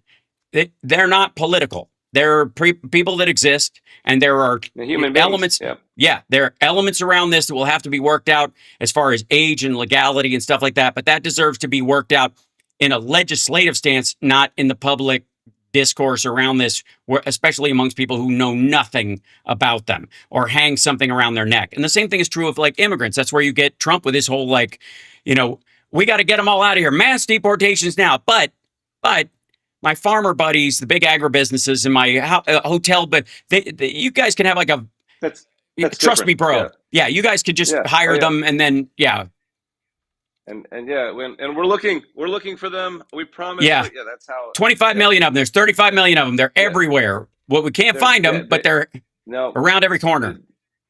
It is they're in the hospitals getting all the free care. That's where they are. Everybody knows that. Yeah. I don't know why they don't just run down there and pick them up, in a bunch of ambulances and drive them across the border. I guess in theory, right? The lines at City Hall where they're just receiving all the checks and the handouts. Our principles cannot be, and this is important. And I get demonized. I'm in a primary. We think we're good. Primaries tomorrow. Go vote, everybody. Yes, if you're in Georgia absolutely. or Alabama or Pennsylvania, all the others. I get demonized for being, a self-described moderate, and as if, and that's okay, because I do understand why people get upset about this idea. But to me, what I mean by that, our principles. Let me be clear. Our principles as a party and as human beings, just as human beings in the world, principles cannot, should not ever be matters of political expedience. And we see this on the other side of the aisle, I think, regularly. But principles can't be matters of political expedience. But there is a difference between our positions and our disposition. And our disposition of this hyperbolic, hand-wringing, the sky is falling always, and you are the devil if you don't see that. Empathy, and I know you know this. Yeah. Empathy is not just my empathy. Empathy is at least a two-way street, but maybe a circle. I mean, it's everybody's empathy. It's everybody's lived experience. And who are we to judge other people's generational trauma, their racism, their xenophobia, all those things? Those things are about fear. The opposite of love is not hate. The opposite of love is fear. And those are all fear-based responses. And I understand if people feel worn out and tired from generational hatred and fear. And then they want to dismiss it because it is irrational. But guess what? It's not irrational to those people. And those people are our neighbors. And damn it, this town, the 5th Congressional District, at least, and I'm probably all over the country, are communities of neighbors. And wouldn't it feel good to turn away from the politics of division, which is what my campaign is all about? But both, he is a politician. He's a career politician. But in Dale Strong, we have someone that divides folks on purpose. And let me give you an example. So the shutdown was going on. And every time, I guess it came from the talking points memo, because Republicans are very good at the talking points. But it's the Democrat shutdown, the Democrat shutdown, the Democrat shutdown. And in our party, we were talking about the Republican shutdown, they make them own it, make them eat it for lunch with a pickle. Right. You know what it was? It was a shutdown that was impacting people. And what are you doing to solve the problem? That's what plumbers are good at. We're good at solving problems. Shit, something's broken. We should probably go put our hands in the crap, even if it's really tough, and fix it. That's what service is about. I have an act, like all plumbers. I have an acting degree. Mm-hmm. So, but that of course meant I was a working bartender, for years. So I've Right. been in the service business for 25 years, 10 years in restaurants, 7 in New York, and then helped open some places down here. And then at 32, I started over in the trades as a Mm-hmm. $10 an hour plumber's helper because I didn't want to be married and be in restaurants. I met the love of my life, who's my much better half. And I didn't want to be working 90 hours a week running restaurants. So I worked my way up from a plumber's helper, journeyman plumber, master plumber, blah, blah, blah. I've always been in service. And congressional, it's certainly in the House, especially in the House. You're supposed to be there to serve. The Mm-hmm. job description is just right there in the title. Represent, but you can't represent folks you don't listen to. And Mm-hmm. so dividing folks on purpose, and in our district, ignoring at least 40+% of the district, at least, and it's probably more like 45% at this point. We're going to win this race, Mm-hmm. but it's bad. It's bad for America. It's bad for where we live. It's bad for our communities. And you're one of, and forgive me for rambling or for speaking so It's long here, okay. but to put a button on it, it has to be about us. Mm-hmm. A lot of politicians in both parties that think it's about them, and our party is guilty of it. Our media is guilty of it, making celebrities out of certain people. I want to know what we've done for them, people to know what I've done for them, not my name. Mm-hmm. This is not about me. If it's about me, I've already failed. I'm amazed how many, and I apologize. Two things. No, One, in it's okay. Congress and the House, you're one of 435. You write that fraction on the piece on my third grader's homework. 1/435. She knows that's not much. Mm-hmm. It's supposed to be representative government. You're accountable to about 770,000 people. You can get to know a good chunk of 770,000 people, and you should. Mm-hmm. Republican or Democrat, you should. Our representative hadn't had a town hall in over a year and a half, and people are angry and they're hurt and they're upset. And we see that in both parties all over the country. It's supposed to be representative government. And I'm willing to wager that if we can re-earn trust and work to represent folks, that if we will work with intentionality, because that's something that the representatives can control. You can't promise the moon. I mean, you can, but it's a lie. Mm-hmm. But what they can control is their own disposition and their own commitment to listening and their own commitment to solving problems. That is something that is controllable. It's at stake in this election. It's certainly a difference between myself and the person I'm running against and hope to be running against in the general. And Mm-hmm. that to me is the difference. That's Gotcha. where we're supposed to be, Mm-hmm. and I don't see us there nationwide. I'll say one last thing, if you don't mind. No. It is shocking to me. I got into this because I want to believe again that this matters, that people can Mm-hmm. get their voice back, and I don't. Yeah, I'm an actor by training, so I love truth. I love storytelling. I want to believe in these great things. My heart is in this. I want to believe again that my children's voice is going to matter and that other people's children are going to be heard, that we can list towards our better angels after this last decade. I want to believe that we can do that. And if we don't, it's going to be hard to keep my hope and my faith. I'll be honest with you, Mm-hmm. which is why I talk about this being a hope election. I speak to, if you named the most famous Democratic congressional candidates in this country, I will tell you that I have their cell phone number, a lot of them. And I've been Mm-hmm. trying to get them to join this coalition, most of them since the fall. And a lot Mm-hmm. of them, and I'm not going to say their names, but if you're thinking about them, that's who I'm talking about. The most famous ones who Mm-hmm. are the darlings of the party. And they are running on reform. They talk about these things that are deeply broken and the billionaires and how they have been offered again and again and implored and begged, hey, I've got a couple of them on a group text and they won't even acknowledge. I've talked to them both individually. These are the two stars of the party. Mm-hmm. And I say, hey, will you guys come in and lead this coalition that's centered on this 5-point government reform to earn people's trust back? Because you're both running on these things. Mm-hmm. And they won't join. So my own cynicism may be deepening because these are candidates. And if a candidate thinks that they are more than 1/435th, they've got it wrong. What are Yeah. they going to think once they're in office? And it's really sad to me. And I hope that this, so, Yeah. you know, Yeah. I'm okay. I'm going to address a couple of things that I hear you saying, and I feel like I hear you clearly in this situation.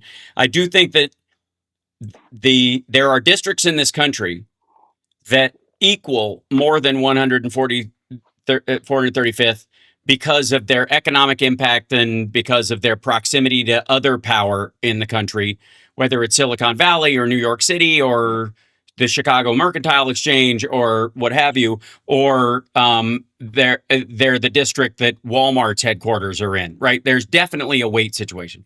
And then there's an imbalance aspect of that we'll see in people like Mitch McConnell, who eventually became the Senate Majority Leader in my original home state of Kentucky, which from a strategic standpoint, besides I guess having Fort Knox, which may or may not have value depending on what you believe it, doesn't earn its way into the top half of the producing states for the rest of the country and is often on the receiving end of a lot of federal assistance.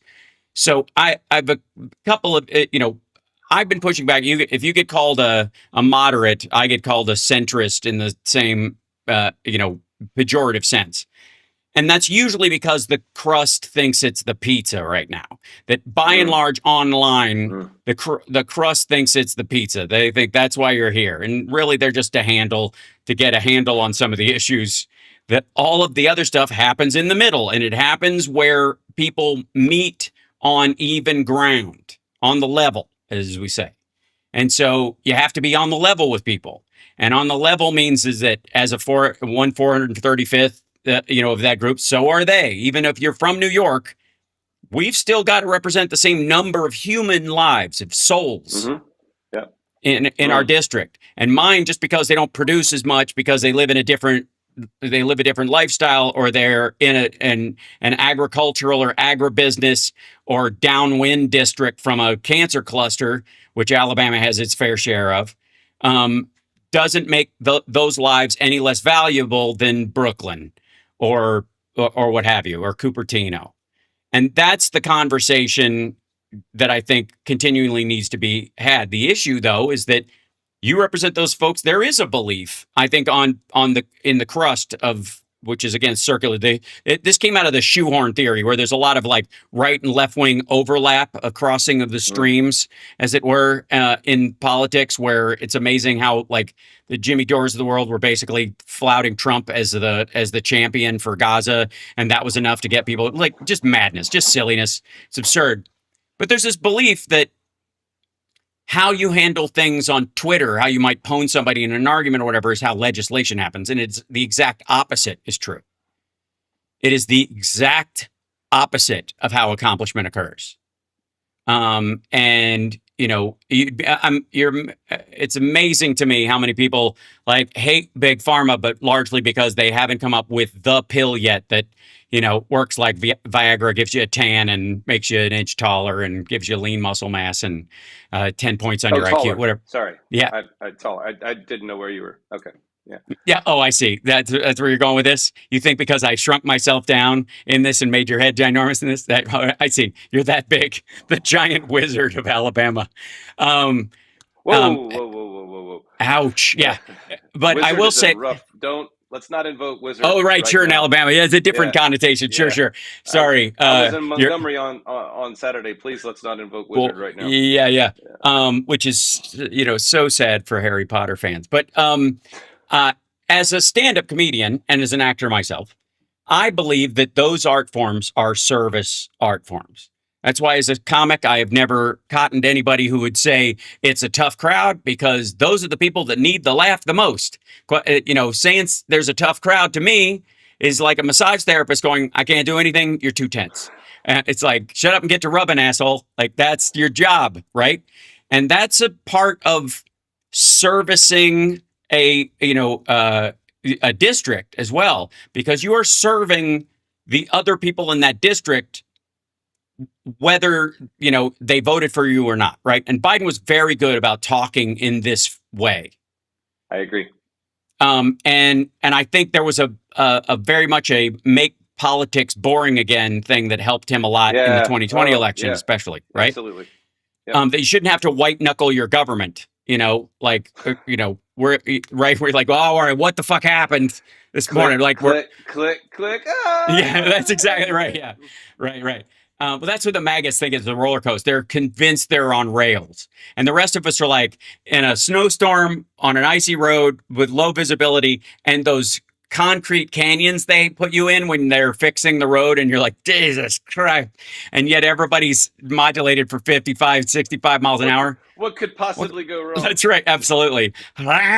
Just some good old boys. So the point I'm trying to make is that there is a lot of, Hillary Clinton brought up the basket of deplorables, that there are these people you're not going to be able to reach.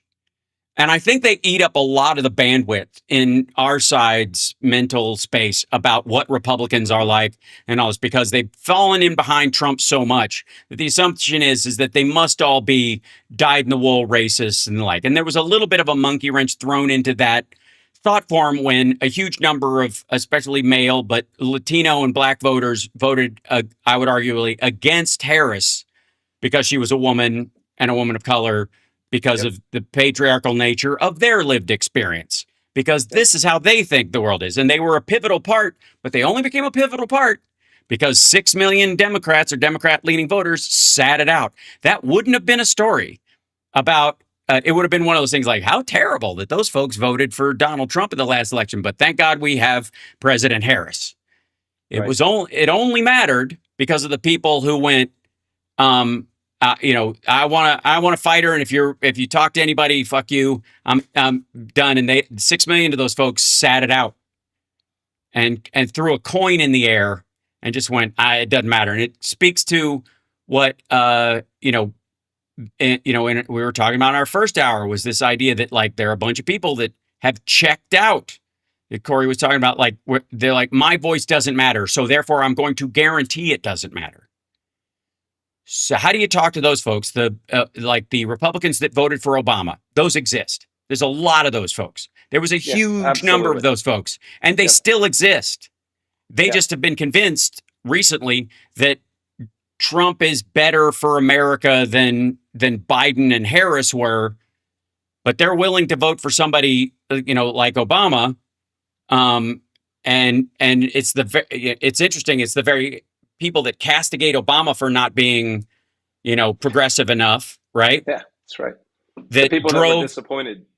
Yeah. Right. That drove, and again, incredibly, the ACA saving the economy from a depression, literally having to do cleanup after the worst 8 years since the Vietnam War. Not taking any credit away from Reagan's fuck ups, but those are obviously clear ones.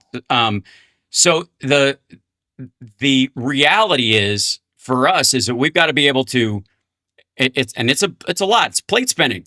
We got to be able to expand the tent, bring back the people that voted for Obama in the first place into that, and activate if I don't get everything, nobody gets anything, a slice of those folks. Oftentimes that's the youth vote. And those folks wake up 4 years later. You talk about the youth vote, and it's always, they're no longer the youth vote after their next two elections, if you notice. And they start thinking differently. They start taking more convincing. Look at TPUSA and the stranglehold it's had on college kids for the last decade. And it had a giant impact on Trump getting in there. It's not because kids grew up dumber. It's because, we either got dragged into battles on fields they chose, as Sun Tzu calls, on deadly ground. You got drawn out on dead ground. You're in the kill box, and we walked right into it, and then on the other side we ceded that territory out of either a sense of purity or that's not where you go. You don't talk to Christians because of how evangelical megachurch people have been, and therefore you dismiss your average Lutheran, right? Which to me is madness. There's nothing because average about Lutherans. Come on. I beg your pardon. I think that's the goal. I think most Lutherans are trying to be a good average Christian. You know what I mean? I'm on Prairie Home Companion right now in my mind. That's right. Absolutely. That's right.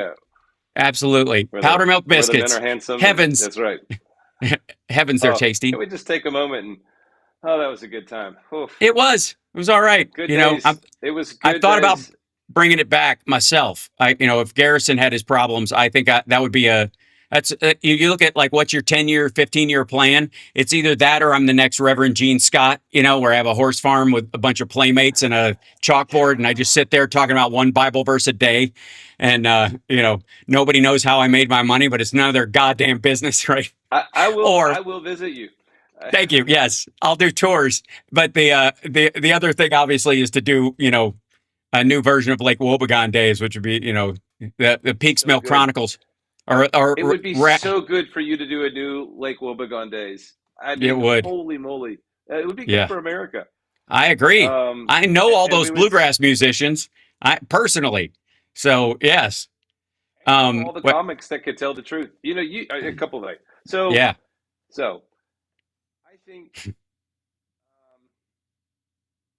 Mm-hmm. The magic wand. down to this. It comes down to this. Sure. Um, it's where I come back to hope. 2008, 2007, 27-year-old bartender in New York City living his best life, occasionally working on As the World Turns and One Life to Live and all the things, and bartending at PJ Clark's where I was for years. I had it was great. Right. Found this, like every other, people that were paying attention, this guy Mm-hmm. comes on the scene, Barack Obama. And I was the first ever white officer in a previously all black fraternity at my high school, Lee High School. Not because I Mm-hmm. was trying to be somebody I wasn't. It was cool that way. I was allowed to be who I was. Mm-hmm. And I joke with folks. I'm definitely the only candidate in this race that has stepped in a step show, albeit not well. Right. Not Sure. well. But this idea of I have to be involved in this. I can't sit this out. As good as my life is, so you get a 27-year-old bartender doing a bake sale on Roosevelt Island to, Mm-hmm. to try to do something. Well, but that clearly wasn't enough. So I start renting a car and on weekends finding 5 strangers to drive over to Allentown, Pennsylvania, not doors, weekend after weekend. Another comic you may know, me and Rich Kiemko are still friends after all these years for volunteering for the Obama campaign. And because it mattered. And 2026 matters in that way. In fact, it's more existentially dangerous. 08 was so much about hope, and this is a better choice and direction for our country. Turned out to be a tremendous president. Incremental, that disappointed a lot of folks, but tremendous president. Like you said, young people, it has to matter in their hearts and it has to move them to action. And we as Democrats, if we want that to happen, again, I know it's cliche to say it, but we do have to meet them where they are. If we want to win, we're going to have to meet them where they are. You and I, moderate, centrist, et cetera. We also have to be careful, though, because I do understand why folks in between a lot of us are in between the 20s. Mm-hmm. And then we have folks in the red zones on both ends. Mm-hmm. And their truth matters, too. And so the thing we need to remember is that their pain is real. Their fears are real on both sides. And to do our very, very best to hold that. But we do need to, right. The Bernie bros were right on so many things. They were right to be angry. They were right to be upset. We also missed out. Either one of them would have been generationally incredible presidents, but we missed out on who might have been one of the most incredible presidents of our lifetimes because of that. So, but we have to, again, I think it's incumbent on us, and maybe this is how I'm different from a lot of different candidates, maybe even around the country. It is incumbent on us to offer them something that they want and earn it. I say all the time, you can't ask for support. You've got to go earn it, which is why I double back to this balance and accountability candidate group. To me, let's put some skin in the game. Let's show folks that we hear you. Issues like term limits are 90% approved. 90% of Republicans want term limits for Congress. You can't find 90% and 87% of Democrats.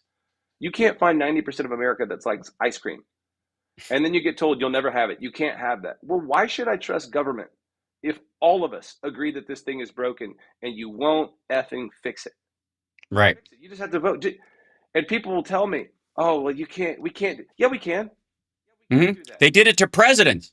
They did it to the president. Like the irony that we have that for the president of the United States, and it's an understood. And yet senators, especially with, 6 years, they're over a decade if they just get reelected once. That digging in that long. I completely agree. And I think the tremendous amount of power that the Senate has, to corral the presidency. I'm sure like maggots are complaining about Thune right now because of the SAVE Act, which is garbage, but that's their same complaint. Well, Thune's election isn't until after, I'm fairly certain, until after Trump is out. Yep. So it won't matter. He can, and a lot of senators think that way. And you've got half the party, like half the Senate, one or the other of the party, basically going, I don't care who your president is and how much the public like them. I'm here 2 years after they're gone, more than likely. Why should I even bother? Oh, sorry. Yeah. Yeah. Hey, what about Congress? Again, I know. I hope that they don't come across as platitudes. I also don't think this is a panacea. But what I do think is it's something to put on the altar. And meaning I think our party has an opportunity, and that's really how I see it. I believe in these principles completely from this group that we've started, this Take Back Congress group, but I also see them as strategy. Okay. Overwhelmingly popular points. Yes, I mean I don't like the word populist, but these are populist points, and we need to give, because the goal here, guys, in case anyone's not paying attention, we have to retake the House and the Senate. And that means we have to win elections. And you have to win them not just in the D-trip races, but you have to expand the map, or it won't matter. Yep. If you want it to matter, put some skin in the game.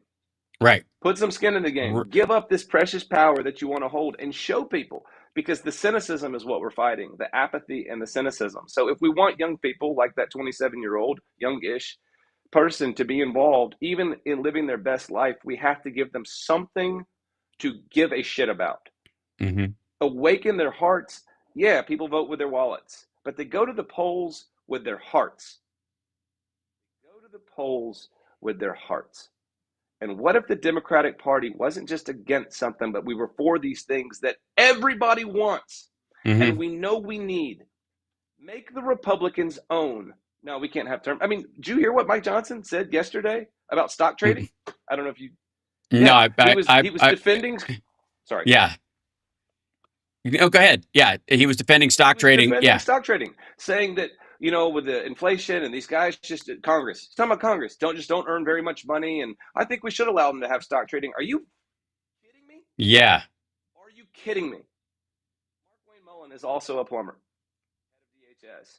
Do you know his net worth? $50 to $70 million. Right. Well, become a congressional plumber.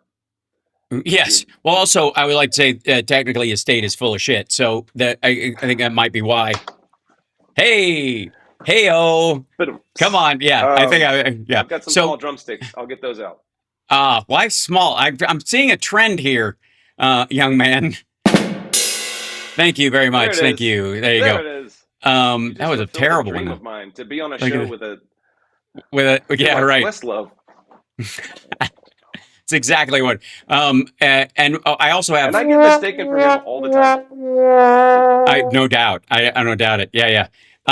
So I guess the issue. Okay, going into this in our last little bit. And by the way, I showed the website on screen a little bit earlier. Let me find my friggin' mouse pointer. I have so many screens. It's insane. I'm like a stock trader over here, but without any. So it's sneedforcongress.com is the website. That's the campaign. We need, if anybody's listening and you like these, if these things are resonant with you too, help me get in this conversation. Help me get in this national conversation to call bullshit. And to call balls and strikes, and even within our, like I said, I love our party. I love what we stand for.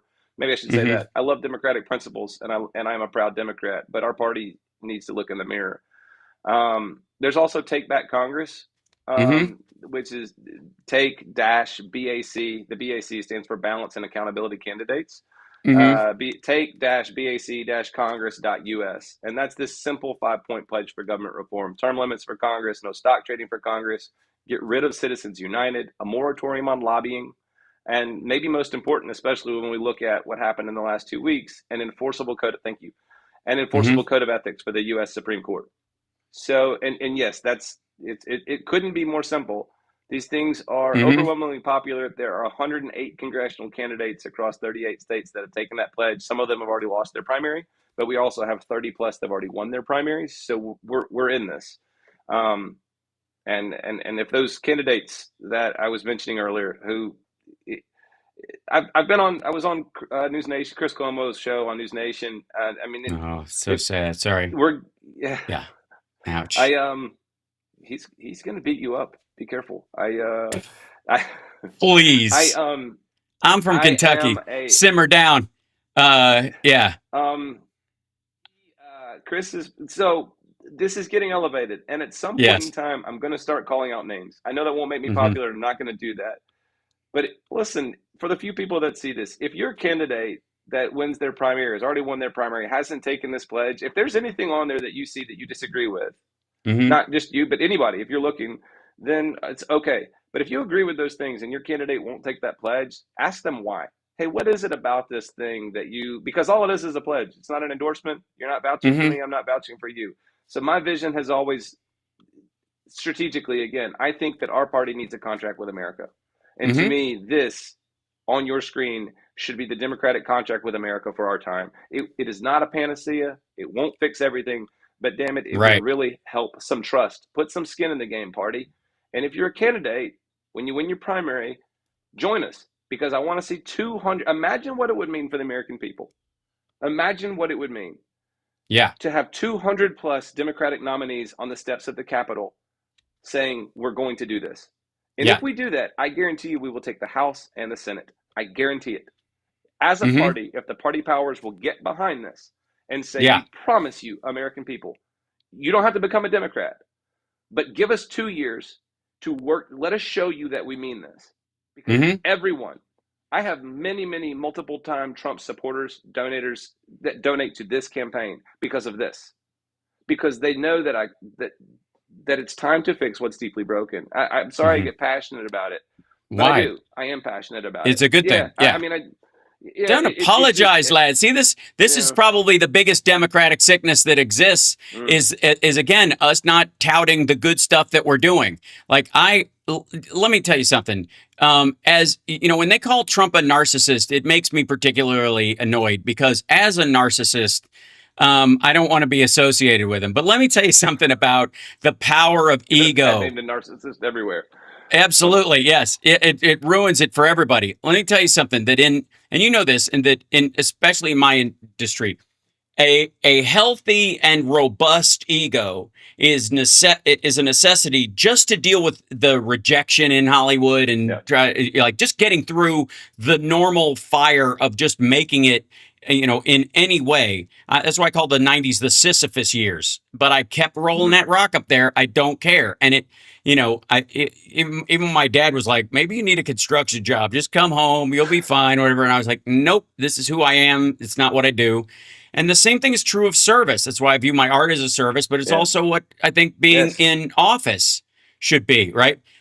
And so the idea that you would come in and say, look, work in Congress, I'm running for office, and I want to limit on my time in if I'm in the Congress, 6 2-year terms, which is 12 years. And then, of course, Senate, same thing. So Senate and House members would have the same amount of time in office as each other, maximum. They could max out 12 and 12. at 12 years. That's it.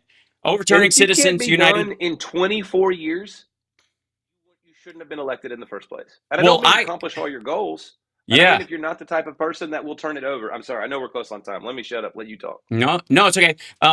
The Overturned Citizens United, I think, will be an updated part of this because as soon as this happens, there will be another, what it'll really be, plus crypto donations. Totally.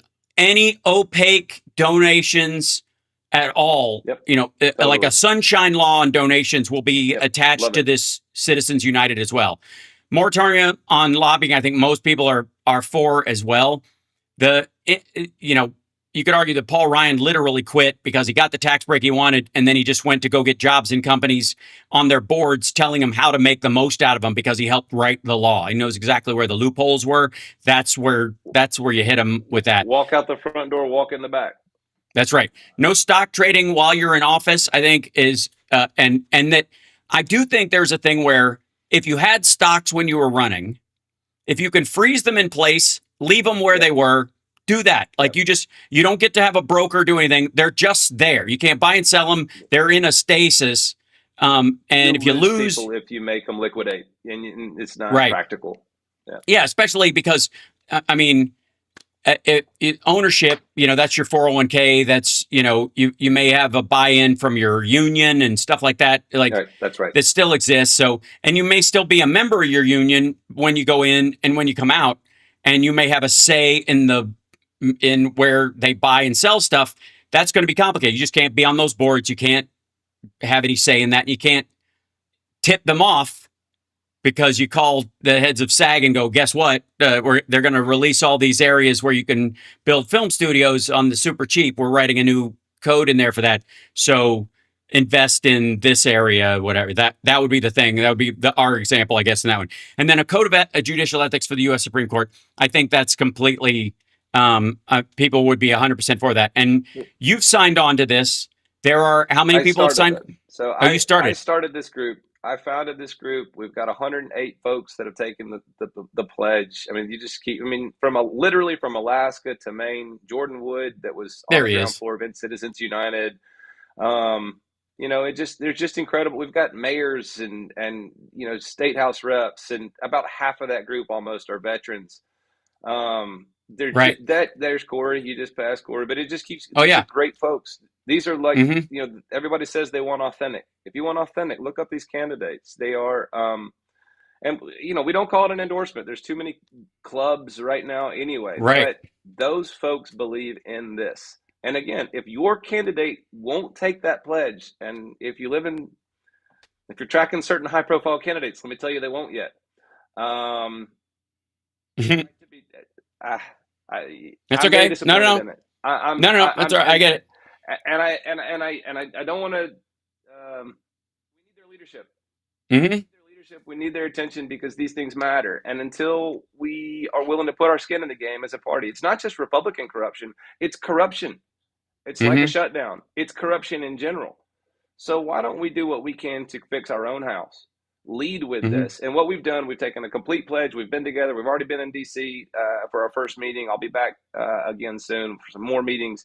Um, what we say right now, this is a Democrat coalition. It's only Democrats that are invited in. But when we get to Congress, if it's 2 of us or 20 of us that actually get elected, we will start the Balance and Accountability Caucus, and it will be open to all immediately, bipartisan. Mm-hmm. But again, this to me needs to be our democratic contract with America for this cycle.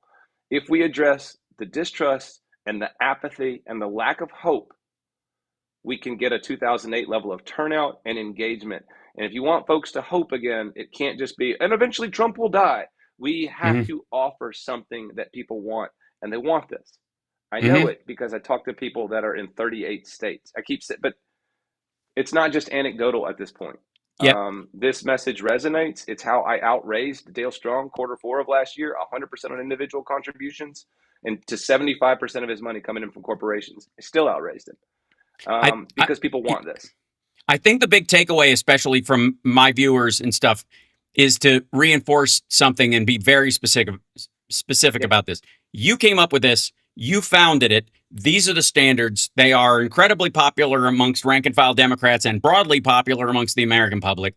These are, obvious things. There's a little bit of overlap even on Yes. some of the Republicans that centrist Republicans who believe in fiscal responsibility and especially the no stock trading zone of things. Everybody who shits on Nancy Pelosi all the time, which is this constant running theme with them, should be on board in theory with that one right That's there. right. That would solve it, right?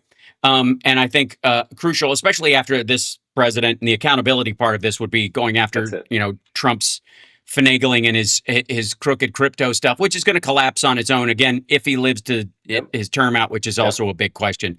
But we got to make sure that the next one and the next one after that, and even Democrats who might mean ill or take advantage of it, don't have the ability to take advantage of That's things right. that way. This So is the real drain the swamp. Mhm. And I know it's not a panacea. There's so much to add to it, but it's a start. We're talking about starting a caucus. Um, Mhm. and this is the real drain in the swamp. This is how you fix it. This is how you get Congress to be Congress again. And that everybody that wants to bitch about Donald Trump, if we had Congress being Congress, he would only be a colossal narcissistic pain in the ass. Oh, sorry, my bad. If Congress was going to be Congress, and if we had the courts being the courts, we wouldn't be in this. So balance, BAC, balance of power, accountability to the people, and the Constitution. That's what it's supposed to be about. Representative government. People want it. We should give it to them if we mean it. Or, I'll quote Chris Cuomo, or you're not a real one. If you're a Democrat and you talk about all this shit, but you won't take this pledge, let me look you in the eye. You're not a real one. And I've never lost a bar fight. So other than some of the special forces guys, I'll meet you in the parking lot. Sure. You don't mean it if you won't take this pledge. Show me that you mean it. Show the country that you mean it. Let's deliver these changes that we can. We can. Excellent. Andrew, thanks for being on, man. It's a great conversation that needs to be had. I appreciate you having it. And again, the constant reminder that this is a public service is exactly that. It is a service, and that nobody wins an election. You get a job. A campaign is somebody trying to get hired to do something, as opposed to just grab the brass ring and put it on their desk and make people kiss their ring every time they come into the office. Thanks so much, brother. Yeah. Good luck. I can't thank you enough. Anytime. We'll talk about it more. Thank you again. Indeed. Absolutely. Yeah, you too. All right. There he goes, ladies and gentlemen. Andrew Sneed. Yeah, of course. And the primary's tomorrow in Alabama if you're in the area. So there you go. And chat room, it's a great conversation worth having. And I know there's a tendency, and I saw it. I don't want you to think I'm not seeing you. There's a tendency to go towards this kind of like, I'm not going to be nice to a bigot. I'm not going to be nice to a racist. Okay, first of all, you already have been at some point in your life. You just are okay with some forms of racism because they seem either harmless or righteous or normal. And as a straight white male, I'm here to tell you that I see it in the chat room all the time. People get the context by which they're saying it, but it makes it no less racist. It just doesn't. It just is racist. It's bigotry. And it's a bigotry that sells yourself short because it tells your allies to fuck off. It tells allies they are unwelcome. And that is again, that's a moral and ethical distinction you will either make or refuse to make, but it plays out in your behavior and how you talk. You're being nice to the mag in the chat, nicer than you were to Andrew. But the point is, there's a crucial aspect to this, that either racism and bigotry and sexism are wrong, or they're not, and it's just really about who gets to wield them. And if you want to, give the Tucker Carlsons of the world plenty of libs of TikTok shit to talk about, then you can pretend there's a double standard and move on. But a big tent involves people who aren't going to agree with you on everything. And your goal should be to bring them into agreement, not fight them off. And if you fail to, understand that you're not always talking to the person that's directly in front of you. You're talking to the person just over their shoulder. They may be the one that's reachable. The person arguing with you may not. It may be a pointless exercise to try and convince them. But if your argument is convincing, there are people just over their shoulder, just past them, that will go, you know what? The guy who was arguing my point lost and wasn't being fair and wasn't telling the truth. And rather than just enjoying the dunking of the whole thing, I've got to look at this, in terms of the reality. So anyways, you guys are awesome. I will see you guys later this afternoon. It was a great show today. Thank you, Andrea, for helping set that up. And I will see you later today. Contemplate what I'm trying to tell you, if you don't mind, because I think it's kind of crucial, don't you? That this idea that, like, we're never going to be short on enemies. Okay? There are always plenty of enemies to go around. So don't try to make any more than you have to. Yes, I gave you homework. Son of a bitch.